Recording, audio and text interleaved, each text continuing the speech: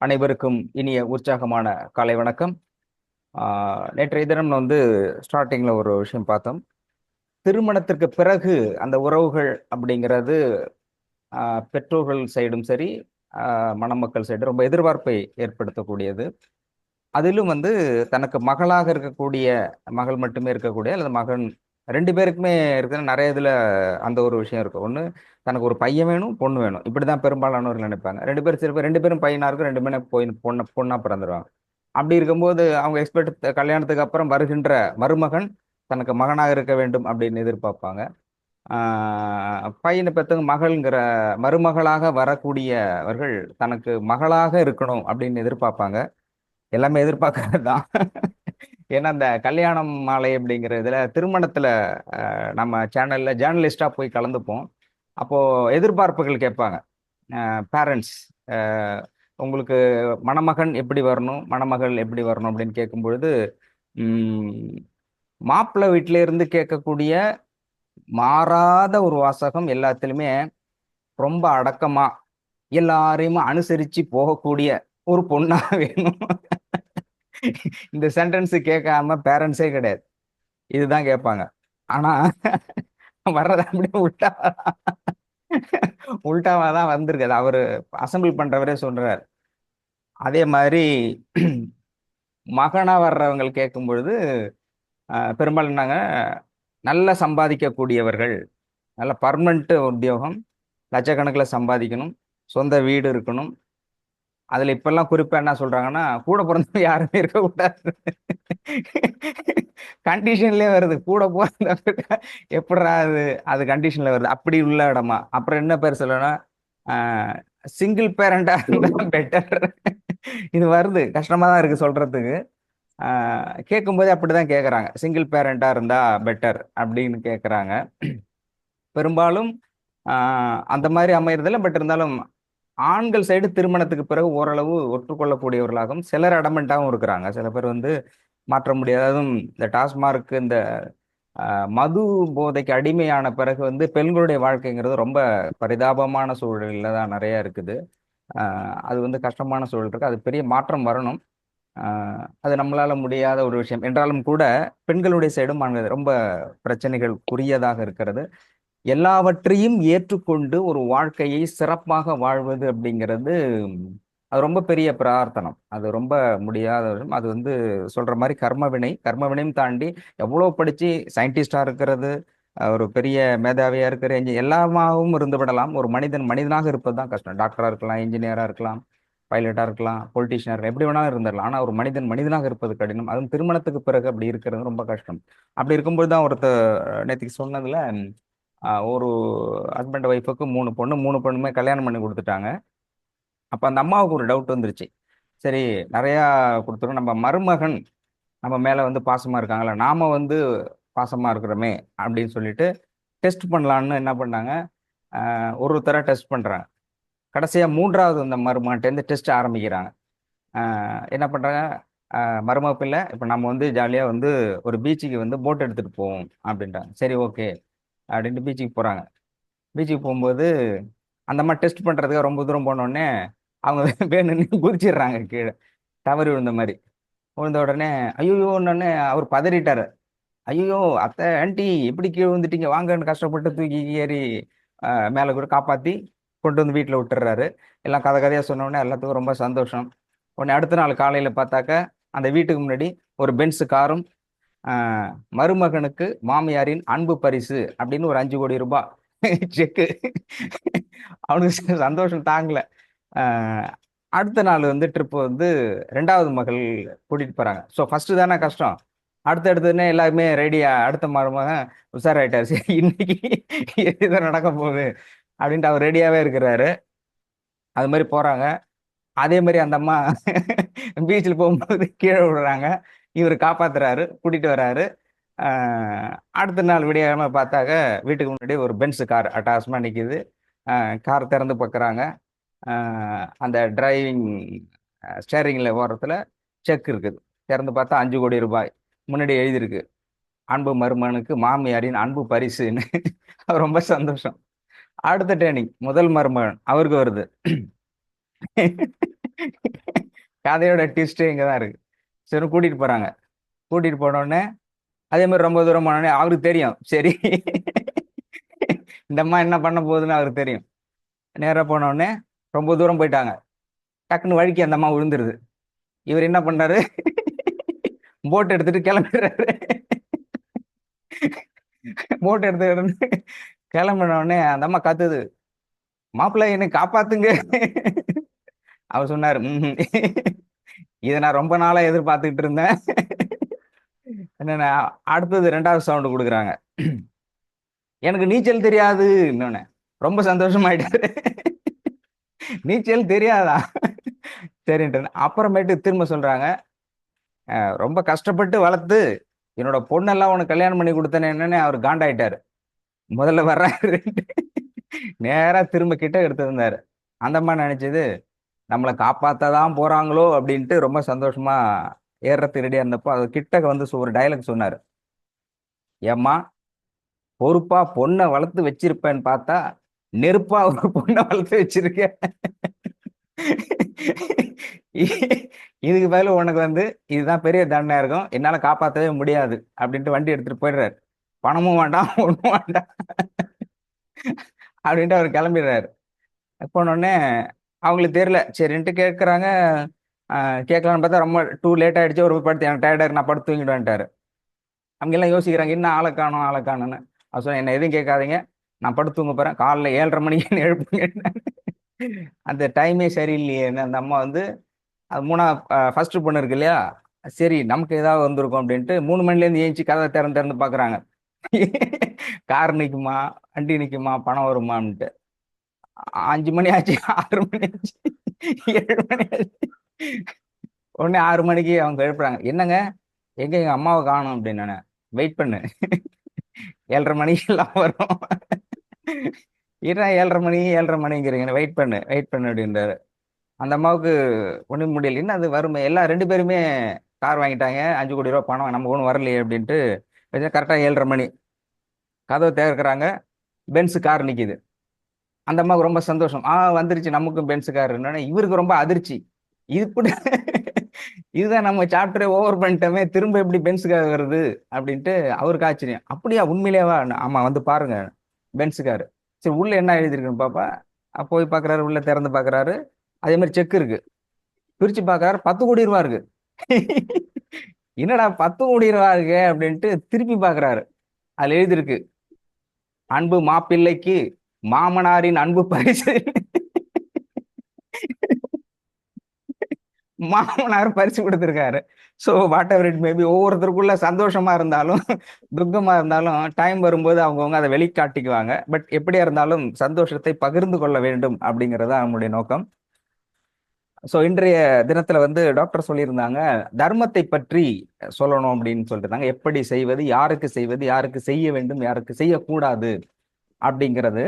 அதுல நான் பார்த்த நிறைய பேர் இப்ப ரொம்ப சொன்னாங்க, உதாரணம் அப்படிங்கிறது பழங்கால இலக்கியத்திலும் சமய வழிபாட்டிலும் தான் நம்ம சொல்லிட்டு இருக்கோம். ப்ரெசன்ட் லைஃப்ல இப்ப யாருமே செய்யலையா அப்படின்னா, நான் நேரடியா பார்த்து வியந்ததுல வந்து ரொம்ப மிகவும் முக்கியமானது அப்படின்னு சொன்னாக்க, இன்றைக்கு வாழ்ந்து கொண்டிருக்கக்கூடிய கம்யூனிஸ்ட் கட்சியினுடைய தலைவர் நல்லக்கண் அவர்களுடைய அந்த அந்த தர்ம சிந்தனை வந்து என்ன ரொம்ப ரொம்ப ஆச்சரியத்தை இன்றைக்கும் கூட ஆச்சரியப்படுத்தியது. எப்போ அப்படின்னு சொன்னாக்க, திமுக ஆட்சி காலத்தில் KKSSR அவர்கள் வந்து அமைச்சராக இருக்கின்ற பொழுது, அப்போ வந்து எஜுகேஷன் மினிஸ்டர் ஐ திங்க் சுகாதாரத்துறை அமைச்சராக இருக்கிறாரு. அப்போ வந்து அரும்பாக்கத்தில் இருக்கக்கூடிய சித்த மருத்துவ கல்லூரியில வந்து அங்க வந்து எக்ஸிபிஷன் நடக்குது, மீன்ஸ் புத்தக வெளியீட்டு விழா நடக்குது. புத்தக வெளியீட்டு விழாவில் மறைந்த முன்னாள் மருத்துவர் வேதநாயகம் வேதநாயகம் அவர்கள் வந்து உணவே மருந்து என்ற புத்தகத்தை வெளியிடுகிறார். அவர் வந்து எக்ஸ்ட்ராடினரி MBBS முடிச்சுட்டு சித்த மருத்துவம் பயின்று, சித்த மருத்துவத்தில் MBBS ஆங்கில மருத்துவத்துக்கு இணையான கெமிக்கல் ஃபார்முலா என்ன இருக்குது அப்படிங்கிறத உலகுக்கு பறைசாற்றி நிறைய விஷயத்த சொல்லி கொடுத்தார். அதை விட சிறந்தது அப்படின்னு 2 டூயல் பர்பஸ்ல பண்ணாரு. அவர் தான் முதல்ல உலக அளவில் முதல்ல எய்ட்ஸுக்கு மருந்து கண்டுபிடிச்சு சித்த மருத்துவத்தில் கண்டுபிடிச்சு அதை ப்ரூவ் பண்ணி சட்டசபையில் கலைஞரோட ஆட்சி காலத்தில் சட்டசபையில் அனௌன்ஸ் பண்ணாங்க. ஃபர்ஸ்ட் உலகம் ஃபுல்லாக அப்போ வந்து எய்ட்ஸுக்கு பயங்கர எதிர்ப்பு இருந்த, மரணம் அதிகமாக நடந்து கொண்டிருந்த பொழுதும் மருந்தே இல்லை என்று சொன்ன பொழுதும் சித்த மருத்துவத்தின் மூலம் அதை வந்து ரிலீஸ் பண்ணி சக்சஸ் பண்ணி ரேஷியோ கொடுத்து அதற்கும் சித்த மருத்துவத்திற்கும் ஆங்கில மருத்துவத்திற்கும் எப்படி தொடர்பு இருக்குன்னு அந்த மெடிக்கலோட அந்த மெக்கானிசத்தையும் ரிலீஸ் பண்ணார். ரொம்ப எக்ஸ்ட்ராடினரி பர்சன். அவருடைய புத்தகம் வெளியீட்டு விழா, அந்த புத்தகம் வந்து உணவே மருந்து. அந்த புத்தக வெளியீட்டு விழாவில் கம்யூனிஸ்ட் கட்சியினுடைய தலைவர் நல்லக்கண் அவர்கள் வந்திருந்தாங்க. அப்போ அன்பார்ச்சுனேட்லி நானும் போயிருந்தேன். அவரை பாராட்டி பேசுறதுல நானும் ஒருத்தராக இருந்தேன். அப்போ பேசும்பொழுது அந்த ஒரு வாரத்துக்கு முன்னாடி தான் ஐயா நல்லக்கண் அவர்களுக்கு வந்து கம்யூனிஸ்ட் கட்சியின் சார்பாக சிறந்த சேவை செய்ததற்கு அடிப்படையில் அவருக்கு வந்து 1 கோடி ரூபாய் கட்சியின் சார்பாக நிதி கொடுக்கப்பட்டது. நல்லா கவனிச்சு, 1 கோடி ரூபாய். அப்போ நல்லக்கண்ணு சுச்சுவேஷன் எப்படி இருக்கிறாரு அப்படின்னா, அவர் இன்னைக்கும் கூட வாடகை வீட்டில் தான் இருக்கிறாரு, ரேஷன் அரிசி தான் சாப்பிட்றாரு. அதிகபட்சம் ஒரு 3-4 சட்டை வேட்டி இதுதான் அவருடைய மாத செலவு அப்படிங்கிறது கம்யூனிஸ்ட் கட்சியில் கொடுக்கப்படுகின்ற இப்போ வந்து 14,500 சம்திங் கிட்டத்தட்ட வருது மாத சம்பளம் அப்படின்னு அவங்க கொடுக்கறது. அப்போ வந்து எனக்கு தெரிஞ்சு 8,000 ரூபாய் கிட்டத்தட்ட வந்தது. அதை தாண்டி 1 ரூபா கூட வெளியில செலவு பண்ண மாட்டார்.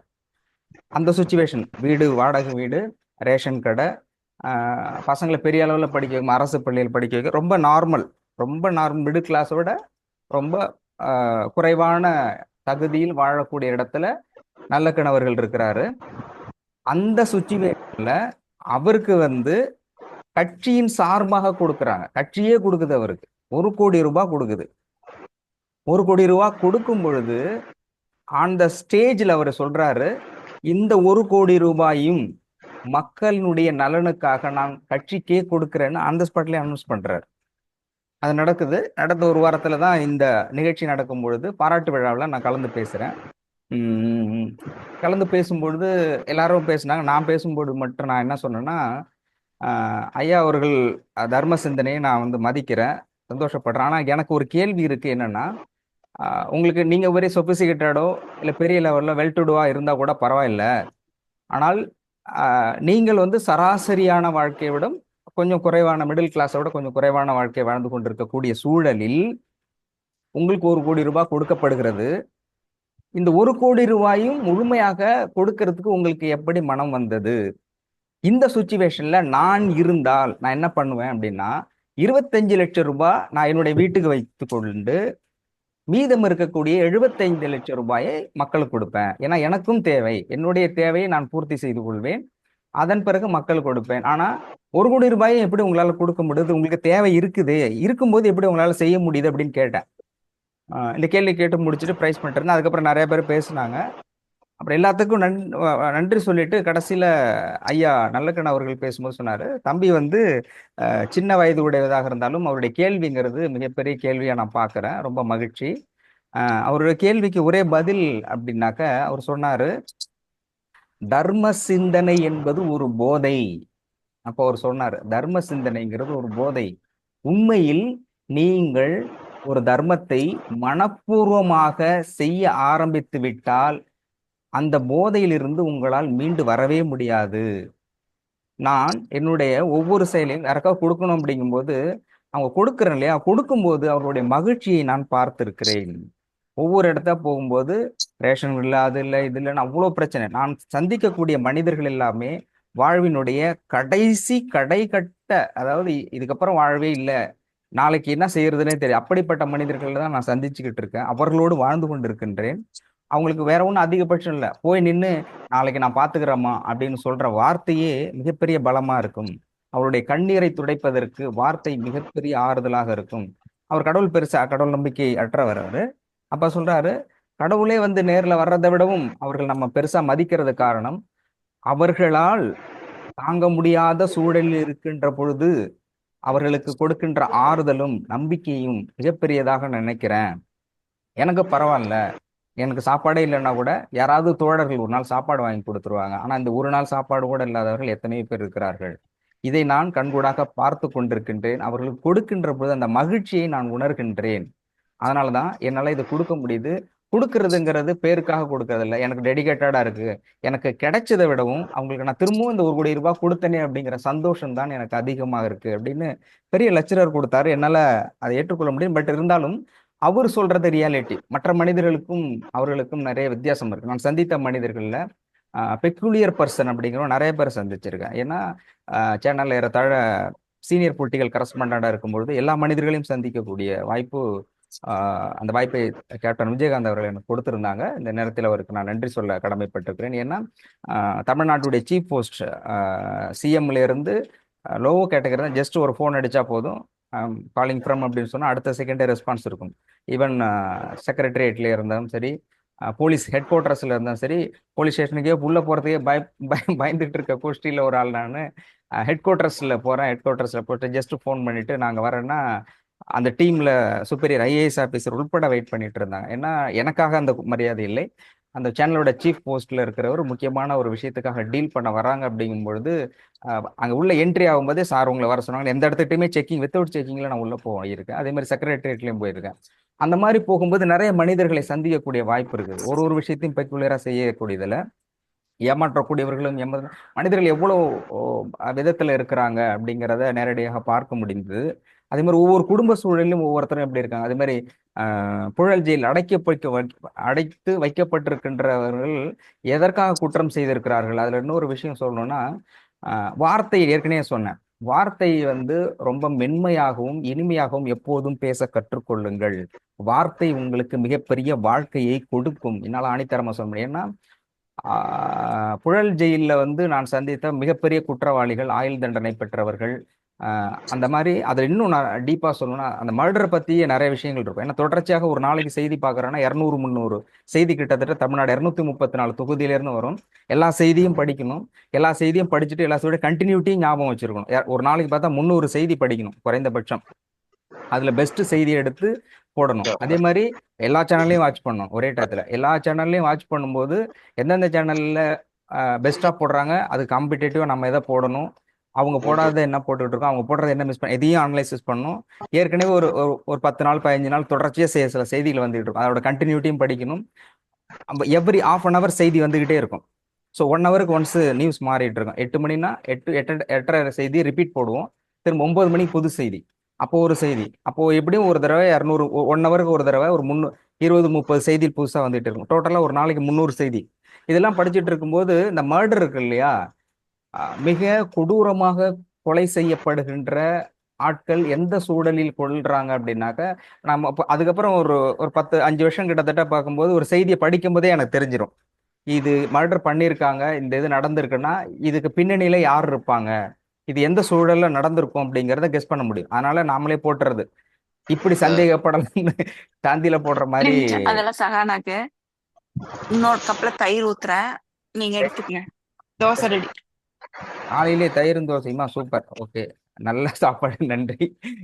இனிய உற்சாகமான சாப்பாட்டுக்கு நன்றி. ஓகே, அந்த மாதிரி அதுல என்னன்னா, இந்த மர்டர், கொலை பண்றதுங்கிறது தனிப்பட்ட இதுல முன்விரோதம் காரணமாக செய்யப்படலாம். ஒருத்தர் கொலை செய்யறத விடவும் கர்ண கொடூரமா கொலை பண்ணுவாங்க, கண்டந்துண்டமா விட்டு, அந்த மாதிரிலாம் நிறைய நடந்திருக்கும். ஒரு ஆள் அந்த மாதிரி தான் பஞ்சாப்ல ஒருத்தன் பண்ணியிருக்கான். அவங்க ஒய்ஃபு நாக்கை வெட்டி, நாக்கை மட்டுமே வெட்டி ஃப்ரை பண்ணி சாப்பிட்டுட்டு அதுக்கப்புறம் போய் அவனே போய் சரண்டர் ஆயிருக்கான். என்னையா பண்ணேன்னா, ஐயோயோ அவங்க பேச ஆரம்பிச்சதுல இருந்து எப்படா நாக்கை காலி பண்ணலான் இருந்து, அதுக்கப்புறம் மருந்து கொடுத்து மயக்க ஊசி போட்டு நாக்கை மட்டும், நல்ல வேளை அந்த அம்மா உயிரோட இருந்துட்டாங்க, நாக்கை மட்டும் கட் பண்ணி அதை ஃப்ரை பண்ணி சாப்பிட்டுட்டு கேஸ் கொடுத்துருக்கான். அது ஒவ்வொருத்தருக்கும் ஒரு மாதிரி கொலை. இந்த மாதிரி மர்டர் நடக்கிறது, சில பேர் மூஞ்சில பயங்கரம் வெட்டுவாங்க, ஆசிட் பண்ணுவாங்க. இந்த மாதிரியான விஷயங்கள் ஏன் நடக்குதுன்னு பார்த்தா, அதற்கு பின்னாடி அவர்கள் யார் பாதிக்கப்படுகிறாரோ மிக கொடுமையான வார்த்தையால், கடுமையான வார்த்தையால் திட்டியிருப்பாங்க. அவருடைய பர்சனல், அவங்களுடைய மானபங்கப்படுத்துறதுங்கிறோம் இல்லையா, அந்த மாதிரி மிக கேவலமா திட்டிருப்பாங்க. அப்போ ஒருத்தர் கொள்றதுங்கிறது எப்படியோ மருந்து வச்சு கொள்ளலாம், விஷம் கொடுத்து எப்படி வேணா கொள்ளலாம். ஆனாலும் அந்த கோபம் உச்சகட்டத்துல இருக்கும்போது என்ன, அந்த வார்த்தை இல்லையா, கோபமாட திட்டிட்டு விட்டலாம். ஆனா கண்ணா பின்னான்னு திட்டுறது, அவமரியாதையா பேசுறது, தலைமுறையா திட்டு, இந்த மாதிரிலாம் இருக்கு இல்லையா, அந்த மாதிரி பேசும்போது அவர்களால் தாங்கிக் கொள்ள முடியவில்லை. அந்த மாதிரி மர்டர் எடுத்தாலே பார்த்தா கிளியரா சொல்லிடும், இந்த மாடு பின்ன பின்னணியில இருக்குது இது. சொத்து தகராறு இருக்கணும், சொத்து தகராறு இருந்தாலும் அப்ப கான்வர்சேஷன்ல வர்ற வேர்ட்ஸ் இருக்கு இல்லையா, ரொம்ப மோசமான வேர்டா இருக்கும். எந்த மர்டரா இருந்தாலும் சரி, இந்த மர்டருக்கு பின்னாடி பயங்கரமான வார்த்தை தான் ரொம்ப முக்கியமா இருக்கு அந்த இடத்துல. அவங்க பேசி இப்படி என்னை திட்டான் அப்படிங்கிற அவங்களால ஈவன் அரெஸ்ட் ஆகி உள்ள இருக்கிறவங்களை நாங்க பேசும்பொழுது கூட அப்பயும் கூட அவங்க சொல்றாங்க அவனை இதோட விட்டுறக்கூடாதுன்னா, அப்பயும் கோபம் அடங்கல. அப்போ அதனாலதான் நம்ம சொல்றது, வள்ளுவர் சொன்னார் இல்லையா, கனி இருப்ப காய் கவர்ந்தற்று அப்படின்னு சொல்றாரு. நல்ல வார்த்தைகள் இருக்கும்போது நல்ல வார்த்தை பேசுங்க, கோவமா இருந்தா கூட கண்ட்ரோல் பண்ணிட்டு இந்த மைண்ட்ல வச்சுக்கிங்க, கத்திய போட்டு தள்ளுவாங்கடா அப்படிங்கிற மைண்ட் வச்சுக்கிட்டீங்கன்னா உங்களுக்கு மோசமான வார்த்தை பேச வராது. இப்போ வார்த்தைகள் என்பதும் தர்மமானது. மிகச்சிறந்த வார்த்தையை பேசும் தர்மம் அப்படிங்கிறது பணத்தை மட்டுமே கொடுப்பது அல்ல தர்மம். உங்களிடமிருந்து வெளிப்படும் ஒவ்வொரு செயலும், ஒவ்வொரு வார்த்தையும், ஒவ்வொரு சிந்தனையும் தர்மத்திற்கு சமமானது. உங்களுடைய சிந்தனையால் மற்றவர்கள் வளர வேண்டும், நன்றாக இருக்க வேண்டும் அப்படிங்கிற சிந்தனையும் மிகப்பெரிய தர்மத்திற்கு சமமானது. அப்போ நான் அந்த இதுல பார்த்ததுல நிறைய விஷயத்துல பார்த்து பெண்களும் அது மாதிரி பண்ணியிருக்காங்க. எல்லாத்துலயும் பார்க்கும்போது டேக் ஏ சடன் டிசிஷன். எல்லாமே இப்போ சில பேர் இதுல 100% ஸோ பண்ணிடக்கூடாது, அந்த நேரத்துல என்ன பண்றதுன்னு தெரியல, அந்த ஃப்ராக்ஷன் ஆஃப் செகண்ட்ல எடுக்கிற முடிவு தான் மிகப்பெரிய விபரீதத்தை கொண்டு விட்டு இருக்குது. இந்த ஃப்ராக்ஷன் ஆஃப் செகண்ட்ல எடுக்கிறாங்க இல்லையா, அப்போ how can be handle the dangerous situation, that's most important to learn each and every person in them life. அப்போ ஒரு மோசமான சூழலில் நாம் எப்படி முடிவெடுக்க வேண்டும் அப்படிங்கிறது பை ப்ராக்டிக்ஸா வரணும். அப்படி இருந்தால்தான் அந்த மாதிரி ஒரு மோசமான சூழலை சந்திக்கின்ற போது நாம் நிதானமான முடிவை எடுக்க முடியும். அப்ப எப்படி அந்த ப்ராக்டிஸ்னா, அந்த ப்ராக்டிஸ் தான் பேசிக் எல்லாரும் சொல்லக்கூடியது, நாமளும் சொல்றது தியானம் அப்படிங்கிறது. தியானம்ங்கிறது ரொம்ப பேர் நினைச்சுக்கிட்டு இருக்காங்க, இன்னும் பலமுறை சொல்றது, தியானம் கண்ணை மூடிட்டு உட்காந்துட்டு அப்படியே அன்லைட் போறது, கடவுளோட சேர்றது. அப்படி இல்லை. தியானத்திற்கு முன்னாடி உங்களை அந்த தியானம்ங்கிறத பொசிஷன் தினமும் ஒருத்தவங்க, இன்னொன்னு தியானம் பண்ணி தியானத்துல உச்சக்கட்ட இருக்கிறவங்களே யாரும் எடுத்து விட்டுறாங்க. அதை குலகுத்தலாம் நடக்கும் பயங்கரமா, அது இருக்குது. இன்னொன்னு வந்து தியானமே கத்தி மேல வச்சுக்கிட்டே தியானம் பண்ற ஆள்லாம் இருக்காங்க. வெடிகுண்டெல்லாம் வச்சுக்கிட்டு தியானம் பண்றவங்க இருக்காங்க. அவங்களுக்கு என்னன்னா தியானங்கிறது ஒரு ஃபேஷனா போயிடுச்சு.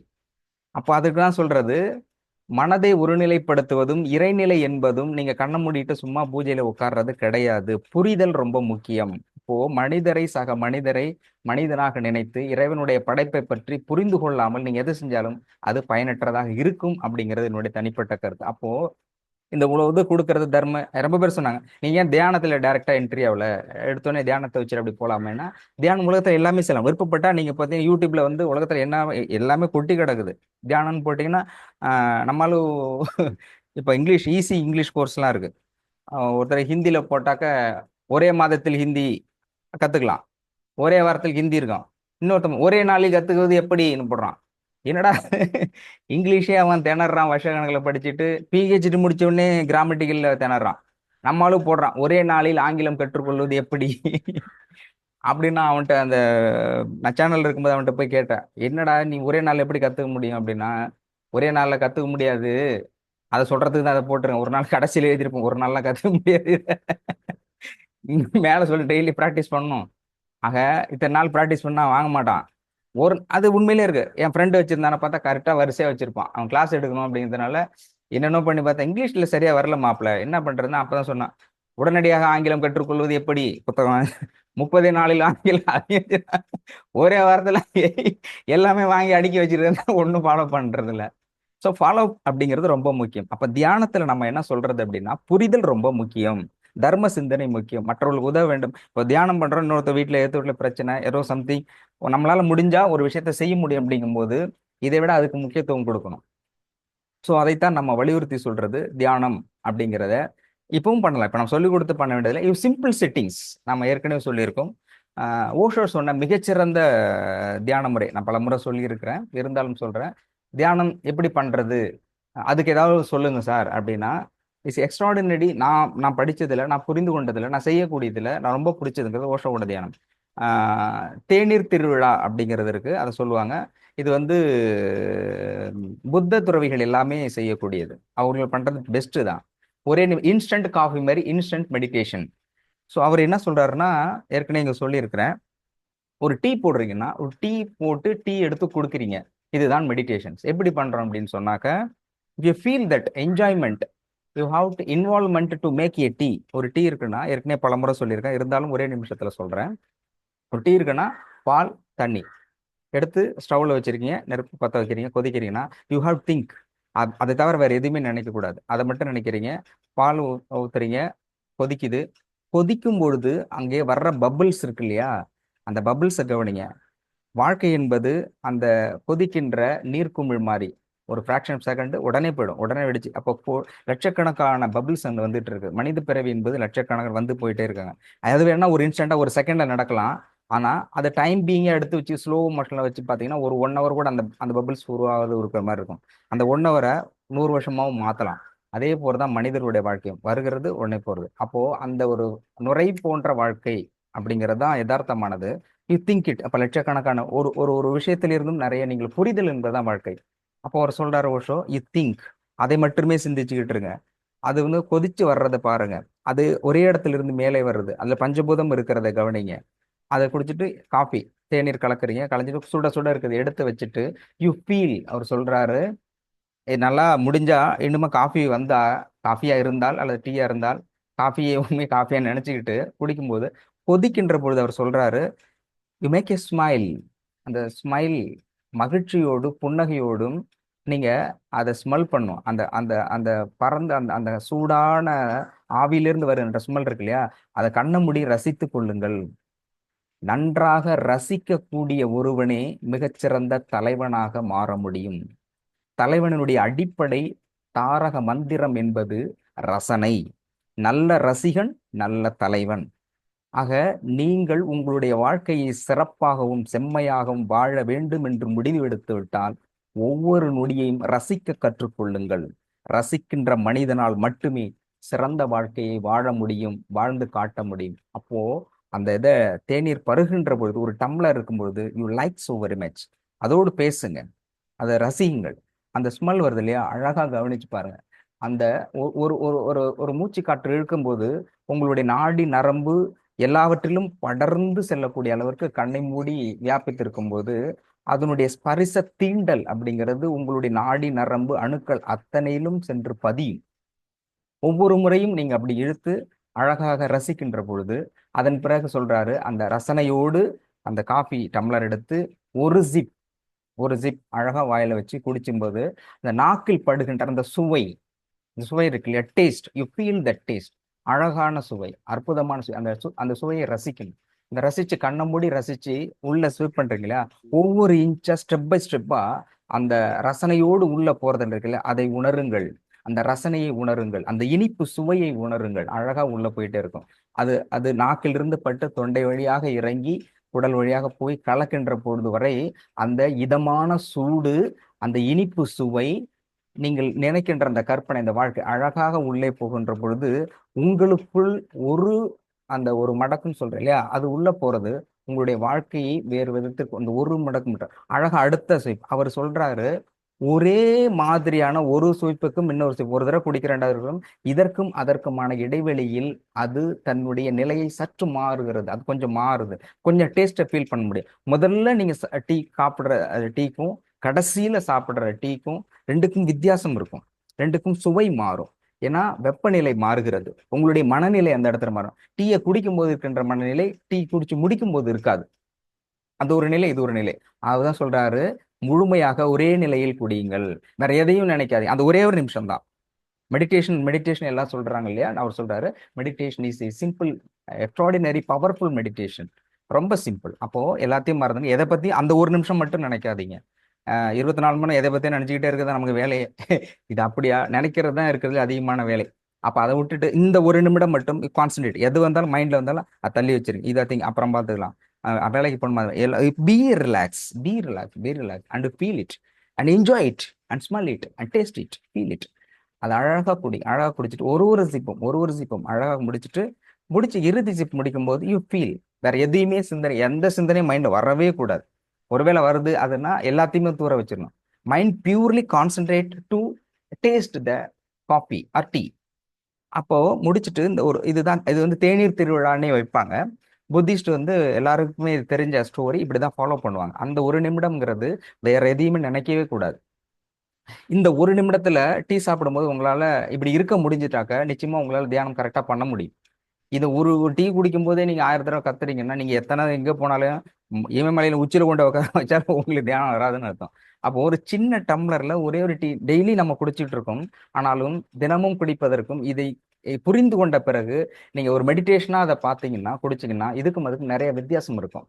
இந்த மாதிரி யாராவது குடிச்சிருக்கீங்களா டீ? ஏதாவது ஹேண்ட் ரைஸ் பண்ணுங்க. ஒரு டீ குடிக்கிறது it is a meditation. Anybody can did like this? அப்படியா?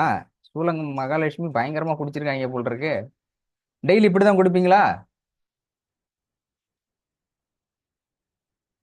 டெய்லி இப்படிதான் குடிப்பீங்களா? டெய்லி கிடையாது சார், எப்பவாவது. ஆனா இப்படி நிஜமாவே திங்க் பண்ணி குடிப்போம். சும்மா நிஜமா? சொல்லிட்டு ரிலாக்ஸ்டா செடி பக்கத்துல போய் நின்னுட்டு அங்க ஆஹ், போய் ஒரு ஒரு டீ போட்டு செடிக்கும் எடுத்து ஊத்திக்கிட்டு வச்சுட்டு. நீயும் கொஞ்சம் குடி. செடியே கொஞ்சம் குடி. இல்ல, இது எப்பவாவது வந்து நம்ம அந்த மாதிரி நம்ம பண்ணுவோமே அப்படின்னு சொல்லிட்டு எல்லாத்தையும் கூப்பிட்டு ரிலாக்ஸ்டா ரொம்ப ரசிச்சு குடிக்கலாம் அப்படின்னு சொல்லிட்டு எப்பவாவது செஞ்சிருக்கோம் சார். அட்லீஸ்ட் ஒரு வீக்லி ஒன்ஸா செய்வோம். அப்படி எல்லாரையும் கூப்பிட்டா பக்கத்து வீடு ஏத்த வீடு அப்படி பரவாயில்லையே. நீங்க புத்தரை விட பயங்கரமா இருக்கீங்களே. ஓகே, மகிழ்ச்சி, செய்தால் மகிழ்ச்சி. ஆனால் இந்த டேஸ்ட்ல மெடிடேஷன் அப்படிங்கிறது அவங்க சொல்றது ரொம்ப காம்ப்ளிகேட்டட் இல்லை, ரொம்ப சிம்பிளானதுதான். அப்போ அவங்க சொல்ல வர்றது மெடிடேஷன், தியானம் என்பது மனதை ஒருநிலைப்படுத்துதல். அப்போ எந்த செயலை நீங்கள் செய்கிறீர்களோ அந்த செயலில் மனம் முழுவதுமாக ஒத்திருக்க வேண்டும், ஒத்தி செய்ய வேண்டும், நீங்கள் அதுவாக மாற வேண்டும். நீங்களே டீ மாதிரி மாற, நீங்களே காஃபி அந்த ஒரு ஒர்க் பண்ணாக்க அதெல்லாம் சம்படி. சில பேர் கடவுள் இல்லம்பாங்க, தியானமும் பண்றது இல்லை, ஆனாலும் பெரிய லெவல்ல ரீச் ஆகிடுவாங்க. இப்போ கருணாநிதி இருக்காரு, பேரறிஞர் அண்ணா, நம்ம சைட்ல தெரிஞ்சவங்க எல்லாம் பார்த்தா எழுத்துத்துறையிலும் அரசியல் துறையிலும் பெரிய சாகசம், பெரிய சக்சஸ் பண்ணியிருக்காங்க. ஆனால் அவர்கள் கடவுள் மறுப்பாளர்கள். ஏன் அவங்க மட்டும் பண்ண கடவுள் இல்லைன்னு சொல்றாங்க? அவங்க தண்டனை தானே ரொம்ப கஷ்டப்படணும்ல. ஆனாலும் அவங்க இதுல ஃபீல்டுல சக்சஸ் ஆகுறாங்கன்னா கடவுள் வந்து நீங்க கும்பிடு கும்பிடல அப்படிங்கிறது இல்லை. நீங்கள் எந்த வேலையை செய்கிறீர்களோ அந்த வேலையில் நீங்கள் முழுமையாக இருக்கிறீர்களா, அந்த பணியை ஒழுங்கா செய்றீங்களா அப்படிங்கிறது தான். அப்போ அந்த பணியில் நீங்க முழுமையாக இருக்கும் பொழுது அதுவே மெடிடேஷன். எப்போ தன்னை மறந்து நீங்கள் ஒரு வேலை செய்றீங்களோ அது மெடிடேஷன் சம்மானது. அது தன்னை மறந்துன்னா வேற எதுவும் இல்லை, கான்சன்ட்ரேஷன். இந்த வேலை எழுதுறதுன்னா எழுதுறது மட்டும், படிக்கிறதுனா படிக்கிறது மட்டும், ஒரு வேலை அலுவலக வேலைன்னா அலுவலக வேலை மட்டும், அதை அதுவாக மட்டுமே செய்தால் அதுல நிச்சயம் நீங்க உச்சத்துல வர முடியும். ஸோ மெடிடேஷனுக்கு இது பெஸ்ட் வே, சிறந்த மெடிடேஷன் 1 மினிட் மெடிடேஷன்ஸ். அப்போ இது வந்து இதன் பிறகு காலையில் எழுந்து நிறைய பேர் டீ காஃபி இல்லை தண்ணி குடிக்கிறதா இருந்தாலும் கூட அட்லீஸ்ட் டீ காஃபி இல்லை ஒரு தண்ணி குடிக்கிற மைண்டு. எதுக்கு நான் இதை சொல்ல வரேன்னா பி கான்சன்ட்ரேஷன். இதை வந்து ஒரு நாளைக்கு ஒரு தடவை செஞ்சிட்டீங்கன்னா உங்களுடைய மனதை நீங்கள் கட்டுப்படுத்தலாம். எப்பொழுது உங்கள் மனதை நீங்கள் கட்டுப்படுத்த முடியவில்லையோ மனம் உங்களை கட்டுப்படுத்தும். மனசு உங்களை கட்டுப்பட ஆரம்பிச்சுன்னா அது அது என்ன வேணாலும் போகும்.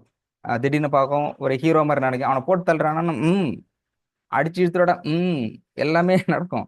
ஏன்னா மனசுக்கு வந்து என்ன நினைக்குதோ அது உடனே ரியாக்ட் பண்ண ஆரம்பிச்சிடும். ஆனால் நீங்கள் மனதை கட்டுப்படுத்தினா மிகச்சிறந்த ஜீபூம்பா மாதிரி உடனே என்ன சொல்லுமோ அது எல்லாமே கேட்கும். அது அபார சக்தி இருக்கு. நீங்க அதை ட்ரெயின் அப் பண்ணணும். அந்த ட்ரெயின் அப் பண்றதுங்கிறது த்ரூ மெடிடேஷன். அப்ப மெடிடேஷனுங்கிறது சிம்பிள் வே. இந்த மாதிரி உங்களுடைய நீங்கள் எந்த செயல் செய்கிறீர்களோ அதை முழுமைப்படுத்துறது. திரும்பவும் இது நான் சொல்றதுக்கு காரணம் என்ன, இந்த பயிற்சி இருந்தால் நிச்சயம் எமோஷனலிட்டிக்ல ரொம்ப டேஞ்சரஸ் கண்டிஷனுக்கு போக மாட்டீங்க. எமோஷனலிட்டிக் வரும் எல்லாருக்கும், அந்த மர்டர் அந்த ரேஞ்சுக்கு போக மாட்டீங்க. அப்போ மெடிடேஷனுங்கிறது ஒரு லைஃப்ல தன்னைத்தானே கட்டுப்படுத்தி கொள்ளவும் சிறப்பாக வாழ்வதற்கும் மிக முக்கியமானது தியானம் அப்படிங்கிறது. இப்போ தியானத்தை இந்த மாதிரி சின்ன சின்ன விஷயங்களோடு செய்யும் பொழுது அடுத்து சார் சொல்றாங்க இந்த மன்னிப்பு கேட்கறது கொடுக்கறது இதை முடித்த பிறகு அப்போ எப்படி மெடிடேஷன், அப்போ மெடிடேஷன்ல என்ன சொல்லி கேட்பது அப்படிங்கிறத, மெடிடேஷன் அப்படிங்கிற நம்ம என்ட்ரி ஆகிறதுக்கே இவ்வளோ டிராவல் பண்ண வேண்டியதா இருக்கு. ஏன்னா சிம்பிளா சொல்லிட்டு அப்படி போறதுக்காக நம்ம நடத்தல. ஏன்னா இது ஒரு முழுமையான இன்னும் எத்தனை ஆண்டுகள், லட்சம் ஆண்டுகள் இந்த பூமியினுடைய கடைசி மனிதன் இருக்கின்ற வரை இந்த நிகழ்ச்சி இதனுடைய சாராம்சமும் எடுத்து செல்லும் அப்படிங்கிற தொலைநோக்கு பார்வையிட போறதுனால சொல்ல வேண்டிய விஷயங்கள் ரொம்ப ஆணித்தரமாகவும் சொல்ல வேண்டியது இருக்கு. அப்போ ரொம்ப பேர் என்ன சொல்றாங்கன்னா அப்போ இந்த தர்ம சிந்தனை அப்படிங்கிறது பெரிய தலைவர்கள் இவங்க மட்டும் தான் ரொம்ப சிம்பிளா இருக்குன்னா நாம எடுத்துக்கிற விஷயத்தை பொறுத்து எல்லா இடத்துலையுமே எடுத்துக்கலாம். சாதாரணமா எடுத்தனாங்க இந்த காதல் கோட்டை அஜித் படம் வந்திருக்கு, எல்லாத்துக்கும் தெரியும். அதுல வந்துட்டு அதனுடைய டைரக்டர் ஆதித்யன் அவர் வந்து டைரக்டர் அசிஸ்டன்ட் டைரக்டர் இருக்கும்போது ஒரு 4-5 வருஷம் ஊருக்கு கிட்டத்தட்ட போவே இல்லை, அலைஞ்சிட்டு இருக்கிறாரு. அகத்தியன், சாரி, காதல் கோட்டை அகத்தியன். போகும்பொழுது அங்க வந்து திடீர்னு அவங்க அப்பா இறந்து போற செய்தி வருது அவருக்கு. செய்தி வந்தோடனே ஊருக்கு போறதுக்கு ₹1 காசு கிடையாது. அப்போ வந்து மணிவண்ணன்ட்ட போய் கேட்குறாரு. இது மாதிரி காதல் கோட்டை ஃபுல்லா எழுதி ஸ்கிரிப்ட் எழுதி இருக்கு சார், இந்த மாதிரி வச்சிருக்கேன், இதை வச்சுக்கங்க, இதை வச்சுட்டு ஒரு ₹2000 கொடுங்க, எங்க அப்பாவோட கடன்லாம் முடிச்சுட்டு நான் வரணும் அப்படின்னு சொல்றாரு. அதுக்கு பதில் இந்த இதை வச்சுங்க, ஸ்கிரிப்ட் வச்சுங்க அப்படின்றாரு. யாராட்டும் கேட்டு பார்த்தா பணம்லாம் கடைசியில் வராரு. அப்போ வந்து ஒரு 2 நிமிஷம் உட்காந்து படிக்கிறாரு மணிவண்ணன். மணிவண்ணன் படிச்சுட்டு அப்போ சொல்றாரு, ரொம்ப எக்ஸ்ட்ராடினரியான ஒரு கதையை எதுக்கு ₹2000 விற்கிற, நீயே எடு, பட் இந்த பணத்தை நான் உனக்கு கொடுக்குறேன், ₹2000, நீ ₹2000 வச்சுக்கோ, நீயே வா, நீயே இந்த படத்தை எடு அப்படின்னு சொல்லிட்டு கொடுக்குறாரு. திரும்ப போயிட்டு அப்பாவோட காரியெல்லாம் முடிச்சுட்டு வராரு. அதுக்கப்புறம் இன்னொரு ப்ரொடியூசர் மூலமாக படம் எடுக்கிறாரு. அந்த படம் வந்து காதல் கோட்டை மிகப்பெரிய வெற்றி அடையுது. அதற்கு பிறகு தொடர்ந்து படம் எடுக்கிறாரு. நிறைய படங்கள், எல்லா படங்கள்லையுமே வந்து மணிவண்ணனுக்கு வாய்ப்பு கொடுக்குறாரு. வாய்ப்பு கொடுக்கும்போது இன்னும் ஒரு படத்தோட வெற்றி விழா நடக்கும்பொழுது அப்போ திடீர்னு அகத்தியன் கேட்குறாரு, சொல்றாரு, சார் நான் உங்கள்கிட்ட அப்போ எங்கள் அப்பாவுடைய கடனுக்காக ஒரு ₹2000 கடன் வாங்கினேன், ஆனால் இன்னும் நான் உங்களுக்கு கொடுக்கவே இல்லை. எனக்கு எப்பயாவது தோணும், என்னடா கடன் வாங்கினமே கொடுக்கவே இல்லையே கொடுக்கவே இல்லையேன்ட்டு, பட் இப்போ நான் கொடுத்துட்றேன், இந்த இதில் எல்லாத்தையும் சொல்லியே கொடுக்குறேன் அப்படிங்கும்போது, அப்போது மணிவண்ணன் அவர் ஏத்திஸ்ட், அவர் கடவுள் மறுப்பாளர். அவர் சொல்கிறாரு, சரி இது வரைக்கும் எத்தனை படம் என்ன நடிக்க வச்சோம், 7-8 படம் இருக்கும், எவ்வளோ மொத்தமாக கொடுத்துருப்ப, அதை கால்குலேட் பண்ணு அப்படின்னா, எல்லாத்தையும் சேர்த்தாக்கா ஒரு 75 லட்சம்லேருந்து ₹1 கோடி கிட்டத்தட்ட வரும் அப்படின்னோடனே, அப்போ அவர் சொல்கிறாரு, நீ எனக்கு இந்த கொடுத்த ₹1 கோடி அப்படிங்கிறது நீயா கொடுக்கல, உன்னுடைய தேவை எப்போது இருந்ததோ அப்போது நான் கொடுத்தேன் இல்லையா அந்த ₹2000, அந்த ₹2000 தான் எனக்கு ₹1 கோடி வந்திருக்குது. நீ சாதாரணமா கொடுக்கல, நான் கொடுத்தது தான் எனக்கு திருப்பி வந்திருக்கு பல மடங்காக. ஆனால் எந்த நேரத்தில் கொடுத்தேன் என்பது முக்கியம். 4 நாள் இன்னொருத்தர் உனக்கு வாய்ப்பு கொடுத்துருப்பாங்க, நிச்சயம் நீ வந்திருக்கலாம். ஆனால் அந்த சூழல்ல உங்க அப்பாவுடைய மரணத்தின் போது நீ போறதுக்கு வாய்ப்பு ₹1 கூட இல்லாத தவிச்ச போது நான் கொடுத்தேன். அந்த சூழல் இருக்கு இல்லையா, அந்த சூழல் ரொம்ப முக்கியமானது. அப்போ நான் உனக்கு செய்த உதவி தான் இத்தனை ₹1 கோடி வந்திருக்கு. அதனால நீ தரலங்கிறத பத்தி மனசுல வைக்காத, நீ தந்திருக்கிற, நான் கொடுத்து திருப்பி வந்திருக்க, அதான் வட்டி மூலமா பல பல ஆயிரம் லட்சக்கணக்கான வட்டியோட நான் வாங்கியிருக்கேன் அப்படின்னு சொல்றாரு. இது வந்து புரியுது. இத்தனைக்கும் அவர் வந்து ஏத்திஸ்ட், கடவுள் மறுப்பால். அவர் சொல்றாரு, what you so what you ரீப். இது வந்து எல்லாருமே அது செய்து அது புரிதல் இல்லாம ஓடிக்கிட்டே இருக்கிறதுனால தான் யாருக்கும் பர்ஃபெக்டா எடுக்க முடியல. அப்போ நம் வாழ்க்கையில் செய்கின்ற பொழுது, தர்மத்தை செய்கின்ற போது ரொம்ப இது நமக்கு இருக்கு இல்லையே, சார் சொல்றாங்களே, ஃபர்ஸ்ட் ஒரு 3 மந்த் கொடுத்து பாருங்க. அது இருக்கிறத 33%. அவர் பலமுறை பலருக்கு சொல்றது என்ன, 33% எல்லாத்துக்கும் கொடுங்க அப்படின்றாரு. ஒரு 3 தடவை யாரு உடனடியா தர்மம் செய்யணும்னா, யாருக்கு உண்மையில் பணம் கஷ்டமா இருக்குங்கிறாங்களோ அவங்க உடனே கொடுங்க. எதுவுமே இல்லாம இல்ல, ஏதோ ஒன்று இருக்குல்ல, அந்த காஞ்சி போன நெல்லிக்கடின்னு சொல்றோம் இல்லையா, நம்ம வந்து கனகதாரா சோஸ்திரம் ஆதிசங்கரர் கேரளாவில் பாடினார் இல்லையா, அந்த விஷயத்து நடக்கணும் அப்படின்னாக்க கனகதாரா சோஸ்திரம் அந்த மாதிரி நெல்லிக்கனியாக தங்கத்துல கொட்டுமான்னு பார்க்க கூடாது. ஆனால் குறைந்தபட்சம் 3 மாதம் ஒருவர் இதை செய்தாக இருக்கிற நம்மகிட்ட இருக்கிற 33% வந்தா வருது போனாப்பன்னு பண்ணுங்க, கண்டிப்பா வரும்.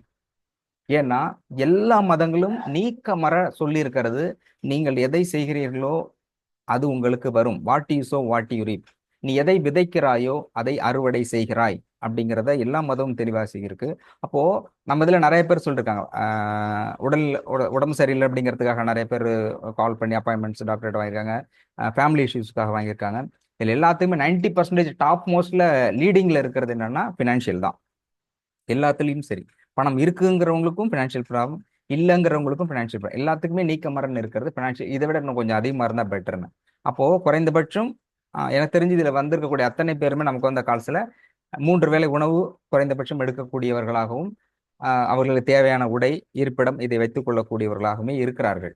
அப்படி இருக்கும்போது இந்த தானம் அப்படிங்கிற ரொம்ப பேர் இன்னும் டெடிகேட்டா எடுக்கிற, நான் பர்டிகுலரா யாருக்கு தானம் செய்ய வேண்டும், என்னுடைய தானத்தை, என்னுடைய பணத்தை இருக்கும் எவ்வளவு சேரிட்டி கொடுக்கணும் மந்த்லி அப்படிங்கிற நிறைய பர்டிகுலரா கேட்டிருக்கேன். டாக்டர் ஆக்சுவலி நீ சொல்றேன்னாக்க யாருக்கு கொடுக்க வேணும், யாருக்கு கொடுக்க கூடாது அப்படிங்கிறது இருக்குது. நான் நிறைய அந்த அனுபவப்பட்டிருக்கேன். ஏற்கனவே கொடுத்துட்டு அதுக்கப்புறம் எனக்கு பயங்கர கஷ்டம். ஏன் என்ன அப்ப சொன்னேன், அவங்களுக்கு நீ கொடுத்துட கூடாதுன்னு. இது எப்படி கொடுக்கணும், எல்லாத்துக்கும் தானே கொடுக்கணும். அவங்களுக்கு கொடுக்கலன்னா அது யாருக்கு கொடுக்க கூடாதுன்னு அது எப்படி தெரியும் அப்படின்னா, அதுக்கு சில விஷயம் சொல்லியிருந்தாரு. சிலருக்கு வந்து அது ரொம்ப பெரிய காம்ப்ளிகேட்டட், கொடுக்கணுங்கிறது யாருக்கு கொடுக்கணுங்கிறது ரொம்ப பெரிய காம்ப்ளிகேட்டடான விஷயம். அது டாக்டர் உங்களுக்கு சொல்லிடுவாரு. அதன் பிறகு இது எல்லாத்தையும் போக ரொம்ப அது பெருசா எடுக்கணும். கொடுக்கணும் முடிவு பண்ணதுக்கு அப்புறம் உங்கள் கண்ணெதிரே இருக்கக்கூடிய யாருக்கா இருந்தாலும் ஏதாவது கொடுக்கணும் அப்படின்னு முடிவு பண்ணும்போது கொடுக்க ஆரம்பிச்சிருங்க. அதை விட இன்னொன்று, செய்கின்ற செயல் இருக்கு இல்லையா, ஒவ்வொரு செயலையும் ஆஹ், அடுத்தவர்களுக்கு பயனுள்ள வகையில் இந்த செயலை நாம தவிர யாரும் செய்ய முடியாது அப்படிங்கிற விஷயமா செய்யுங்க. அதுல இன்னொரு விஷயம் சொல்ல, ரொம்ப பேர் சொன்னாங்க சினிமாவா அது ரொம்ப வேஸ்ட், அது வந்து அது நெகட்டிவ் தான். மேக்ஸிமம் 99% அது நெகட்டிவ் தாட்ஸ் தான் இருக்கு. இருந்தாலும் அதுலயும் சில பாசிட்டிவ் தாட்ஸ், ஏன்னா நமக்கு அந்த சைட்ல இருந்திருக்கோம். அரசியல் அரசியல் சினிமா அந்த தளங்கள்ல நிறைய போயிட்டு இருக்கும்போது அதுல இருக்கக்கூடிய நல்ல விஷயங்களே நம்ம பார்த்துருவோம். அதுல பாண்டியராஜன், டைரக்டர் பாண்டியராஜன் படம் எடுத்திருந்தாரு. அவருடைய முதல் படம் ஆண் பாவம். அதுல எனக்கு ரொம்ப பிடிச்சது என்னன்னா, ஆண் பாவம் படம் எடுத்துட்டு அதுல ஒரு சீன்ல ஒருத்தர் வருவாரு, டாக்டரா இருப்பாரு. என்ன உங்களுக்கு பிரச்சனைன்னு கேட்பாரு. பிரச்சனை இந்த மாதிரியா, உங்களுக்கு உடம்பு இது மருந்து கொடுத்துருக்கேன் சரியாயிடும் போ அப்படின்னு பேசுவார். இந்த டைலாக் அந்த கேரக்டர்ல நடிச்சது யாரு அப்படின்னு பார்த்தா, ஃபர்ஸ்ட் படம் நல்ல கவனிங்க, பாண்டியராஜன் சாரோட ஃபர்ஸ்ட் படம். அதுல அந்த கேரக்டருக்கு டாக்டர் கேரக்டர் ஒருத்தர் போடுறாரு. அந்த டாக்டர் கேரக்டர் நடிச்சவர் யாருன்னாக்க ஊமையானவர். அவருக்கு பேச தெரியாது, ஊமை. அப்போ எல்லாருமே கேக்குறாங்க, இவர் பேசக்கூடிய கேரக்டர் எது கொடுக்குறீங்க நீங்க, அது பேசுறதுக்கு இன்னொருத்தரை கொடுத்துடலாம்ல. ஸோ அவருக்கு தான் பேச்சே வராது, அவருக்கு எது டயலாக் வச்சீங்க, அவர் இல்லை ஒருத்தரோட ஒருத்தர் கூட வர வைக்கலாம் அப்படிங்கும்போது அது எதுவுமே சொல்லலை அவரு. ஷூட்டிங்லாம் முடிச்சிட்டதுக்கு அப்புறம் அவர் சொல்றாரு, போட்டுட்டு படத்தை ரிவ்யூ போட்டு காமிக்கிறார். ரிவ்யூ போட்டு அவங்களை கூப்பிட்டு அவங்க அம்மா அப்பா எல்லாம் கூப்பிட்டு காமிக்கிறாரு. படும்போது அந்த அந்த பையன் ஊமையா இருந்த, மன்னிக்கணும் அந்த வார்த்தையை சொல்றதுக்கு, அப்படிப்பட்ட அந்த பையன் வந்து பேசுறாரு ஷார்ட்ல. பேசும்பொழுது அவங்க அம்மா அழுகுறாங்க, எல்லாருமே அழுகுறாங்க.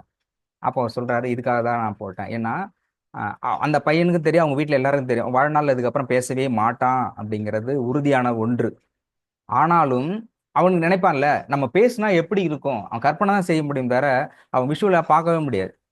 இப்ப நாம ஒரு வார்த்தை பேசினா நம்ம எப்படி இருப்போம் அப்படின்னு அவனும், அவங்க அம்மா அப்பாவை என் புள்ள பேசினா எப்படி இருக்கும் அப்படின்னு ஏங்கிட்டு இருப்பாங்க இல்லையா, அவர்களுடைய ஏக்கம் அந்த விஷுவல்ல பார்க்கும்போது நம்ம பையன் பேசினா இப்படிதான் இருக்கும் அப்படின்னு தெரிஞ்சுப்பாங்க இல்லையா, அதை உணர்ந்து அவனுக்கு பேசுற டைலாக் வச்சு அந்த ஷாட் எடுத்தேன் அப்படின்னு சொல்றாரு. இது ஒரு சின்ன செய்தி தான். எனக்கு அந்த படத்தை விடவும் அந்த டைரக்டரோட தாட் இருக்கு இல்லையா, அது எனக்கு ரொம்ப பிடிச்சிருந்தது. அப்போ ஆஹ், அந்த பேச முடியாத மனிதன் அவர் கடவுள் இல்லை பேச வைக்கிறது, ஆனாலும் ஒரு டைரக்டர் நம்முடைய பணியில் மூலமாக ஒருத்தருக்கு பேச்சு எப்படி கொடுக்க முடியும், அதன் மூலமாக அவருடைய வாழ்க்கையில் நடக்கவே நடக்காத ஒரு விஷயத்தை ஒரு அட்லீஸ்ட் ஒரு விஷுவல்லையாவது நடத்தி காட்ட முடியும் அப்படின்னு நினைக்கிறார் இல்லையா, அந்த தாட்டு தான் அந்த படத்துல. படம் வெற்றி பெறதுக்கு நிறைய காரணங்கள் இருந்தாலும் கர்ம ரீதியாக நான் யோசிக்கிறது வந்து, நாம செய்யற சின்ன சின்ன விஷயத்திலும் அடுத்தவர்களை சந்தோஷப்படுத்தக்கூடியதாக இருந்தால் நிச்சயம் அது வெற்றி பெறும் அப்படிங்கிறதுக்கான டவுட் எதுவுமே இல்லை. ஒரு விஷயம் ஜெயிக்குதா தோக்குதா அப்படிங்கிற தாண்டி நீங்க வாழ்க்கை பயணத்தில் போயிட்டே இருக்கும் பொழுது நமக்கு சந்திக்கின்ற மனிதர்களை அவர்கள் சிந்திக்கிற மாதிரி ஒரு விஷயத்த சொல்லிக்கிட்டே பணியை செஞ்சுக்கிட்டே வந்தா நிச்சயம் உங்கள் வாழ்வை சிறப்பாக இருக்கும் அப்படிங்கிற செய்தியோடு நிறைவு பெறுகிறேன். டாக்டர் சீஃப் டாக்டர் வந்துட்டாங்க, இட் வில் பி கண்டினியூ.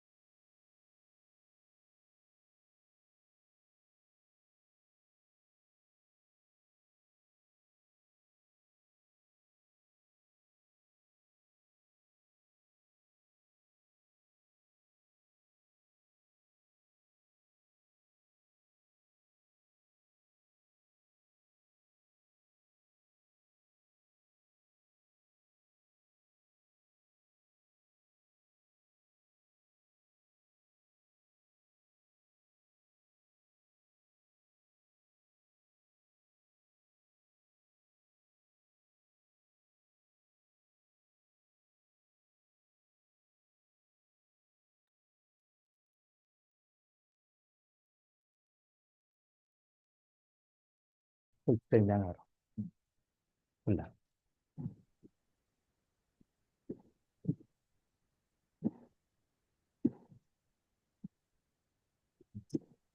அனைவருக்கும் வணக்கம்.